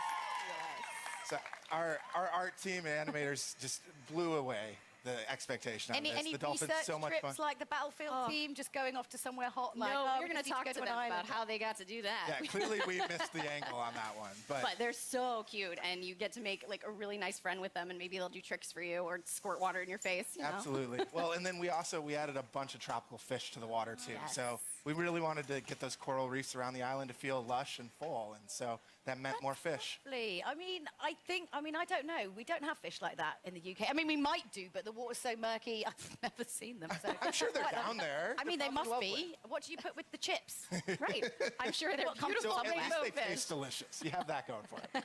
I mean, I think the island looks so relaxing. But obviously, it's not really about vacation. It's also, you know, it's about kind of working there as well. But like, what's kind of like the feeling, the vibe? Trägt die normalerweise eine Brille oder hat die ja für Flecken You know, auf I der think Nase? it's one of those things we talk a lot about in the team is capturing capturing what it would be like to really live on that island. It's not just a place you vacation, but we wanted this to be a place that's home for your Sims. Or, you know, tricks to be played on you. Well, that happens too. Well, and so there's lots to do on the beach. You saw sun tanning, sun burning, building castles. The whole family can go out and play together, find seashells, or the mischievous Sims, you know, knock things down. Well, and aqua zips. I want to say it again. But they're so good. What are they called again? Aqua zips. Okay. Yeah. Okay. Yeah, there's a lot to look at, so you've got to take time to really explore it all. Okay, so obviously we've established that Sulani is like a great place for Sims to kind of kick back and, you know, what if my Sims, you know, they don't want to I can't personally lie on a beach for longer than about 30 minutes and get really bored. What if they want to get their hands dirty? Well, I'm very excited about a new thing that we're introducing. If your Sims want a new career to take care of this island, you can actually become a conservationist. And your job is going to be to keep this ecosystem looking beautiful. Yep. Yeah, I mean, it was certainly one of the big goals was a way for your Sims to kind of care for their world and make it a better place. Yeah, and obviously, you know, very relevant with everything that's going on today in the world and how everyone's kind of a lot more kind of aware. So was that kind of what inspired you guys to bring that in?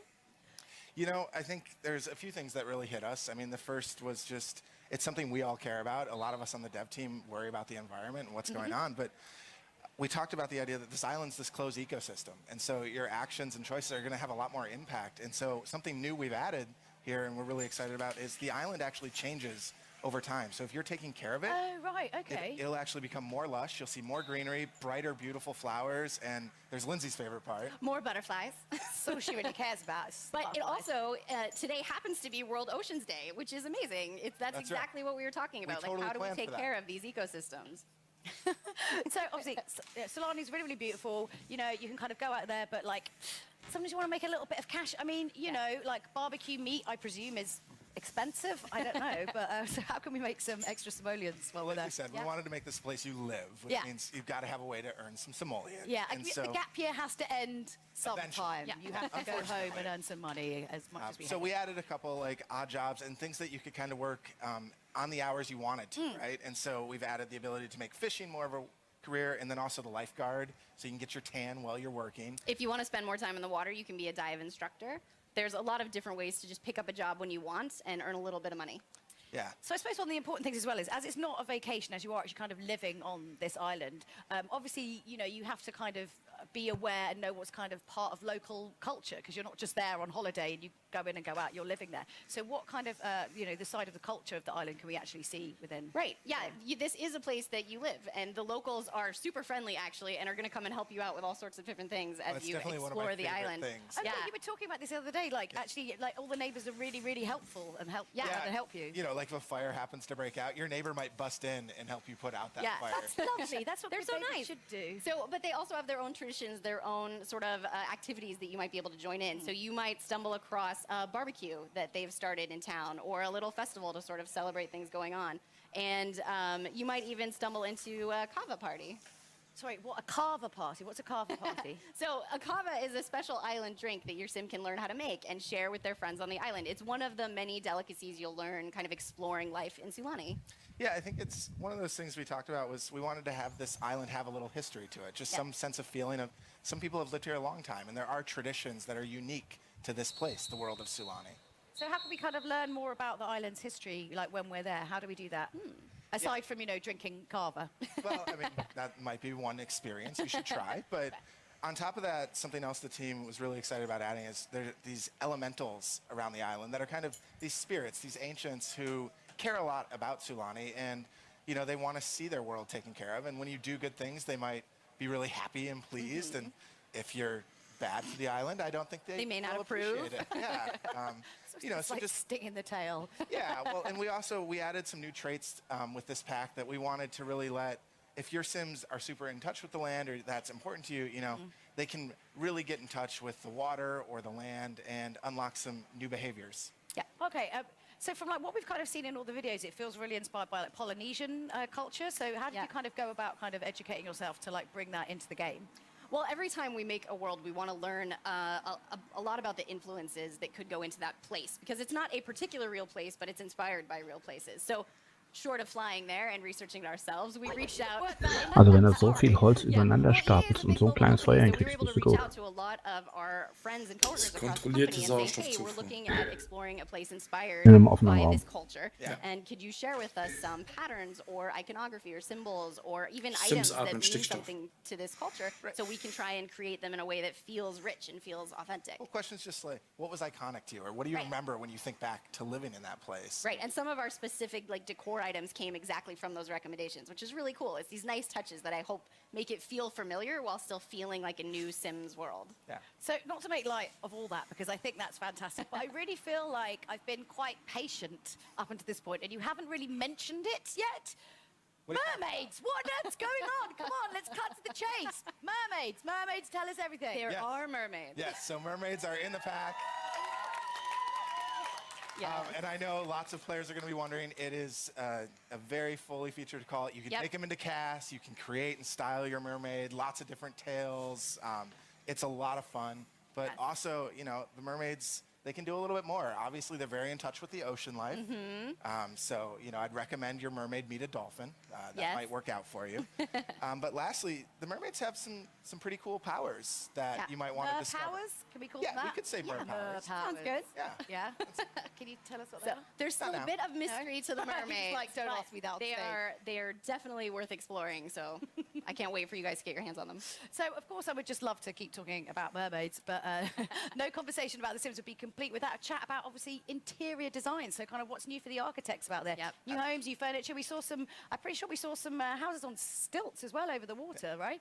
Yeah, so I think, you know, first and foremost, lounge chairs. We're going to go to island. We're going to live the beach life. I don't want to sit gotta kick back. upright if I'm relaxing. I'm sorry. No awkward sitting on the snake. We had to bring the lounge chairs in, but then also a lot of that decor to really capture that Polynesian feel, right? And so we wanted to make sure there was that clutter that felt authentic and let it feel Ich like sehe this den was Olli schon home. wieder bauen. Yeah, and you can go for this more sort of local style cabana on the beach, or you can go for something a little more high end and modern. We really wanted you to feel like you could create the Dann getaway jetzt das of your Tutorial, wie baue ich meine Wasserhütte. And yeah, I'm so 100% sold on the houses over the water. I'm much more of a kind of modern sort of house. Yeah, for sure. And you might have noticed too, she was able to jump right off of that deck out into the water, which is The great. best. Like your perfect little escape. It's all good. I'm feeling the diving into the water vibe. I right know, now, let me tell you. it's toasty. I can't wait to check out, obviously, the new Island Living expansion pack. And now that I've got a feeling out that some of you, you know, that you've got some more exciting additional information Die as well. Punkte scheinen zwei Piercings zu sein, die sie da oben hat. Zwischen den Augenbrauen. Also zwischen den Augen da auf den Nasenbein. So here's Joey Graceffa. Hello there, everyone. I'm Joey Graceffa, and if you didn't know, I Content absolutely creator, love YouTuber. The Sims, and I'm so excited to announce this upcoming partnership with one of my favorite games. So this summer, The Sims is actually partnering with the amazing It Gets Better project. As part of this partnership with It Gets Better, Sims is going to be releasing Pride items in all The Sims products in the next few months. There's going to be a variety of It Gets Better and Pride clothing in Sims Free Play, the Sims mobile app, and Sims 4. There's even a gender-neutral bathroom in Sims 4, along with a bunch of other items to show off your pride. Thanks so much for letting me share this news with everyone. Now go out and enjoy your EA Play. Rainbow colors. That's so cool to see. That's really, really cool to see. It's get scary. I mean, what a great partnership as well to be announcing, of course, because it's you know, it's Pride Month, it's Pride Week here in Los Angeles. How are you guys going about kind of supporting that great cause? Well, The Sims has always been a game about being inclusive and the self-expression of creating yourself and people you know and telling your own story. So this is a wonderful opportunity to bring new Weiß ich, am content Anfang into erstmal the game to schwarz-rot-gold, celebrate ne? that. Definitely. And I think also people don't realize how important it is sometimes, you know, when you're kind of growing up and you're figuring out who you are, you're discovering what kind of person you are and discovering, you know, about your sexuality and being able to kind of sort of role play within games is a really, really safe place to do that. So, you know, you guys have been doing it pretty much from the start, way before everyone else. So it's really great. I mean, isn't that great to see? It's so, so great. Yeah. Well, it's something we're very proud of, and having been with the game a long time, it's something that keeps making me excited about being able to do more. Yeah, I love when we get to do stuff like that. You know, it makes what we do feel so much more powerful and meaningful. And, you know, I always beam getting to tell people that I work on this game and that we do such amazing stuff. You know, and also when we get to hear from our community about the experiences they've had or how the game helped them get through a tough time in their life or realize something about themselves. It's just, that stuff really keeps us going as developers. People forget how powerful gaming is and how much it can really kind of affect and change you as a person and show you stuff. It's amazing. So when can we get our hands on it?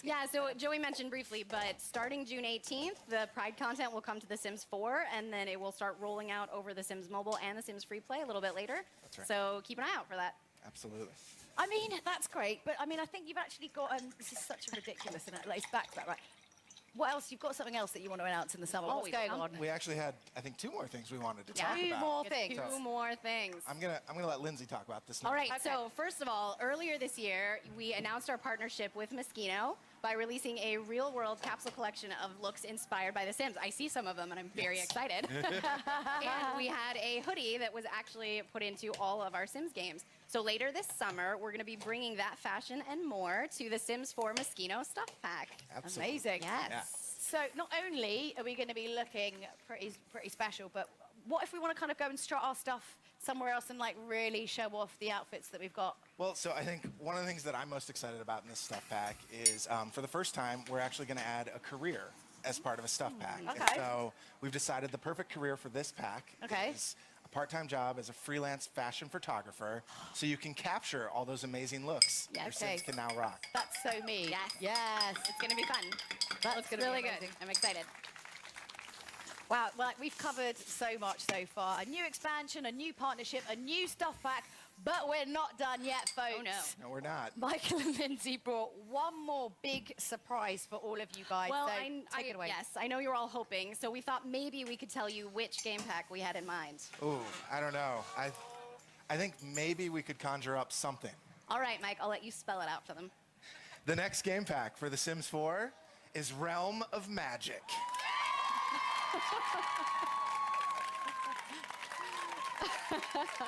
A Magie-DLC. That's amazing.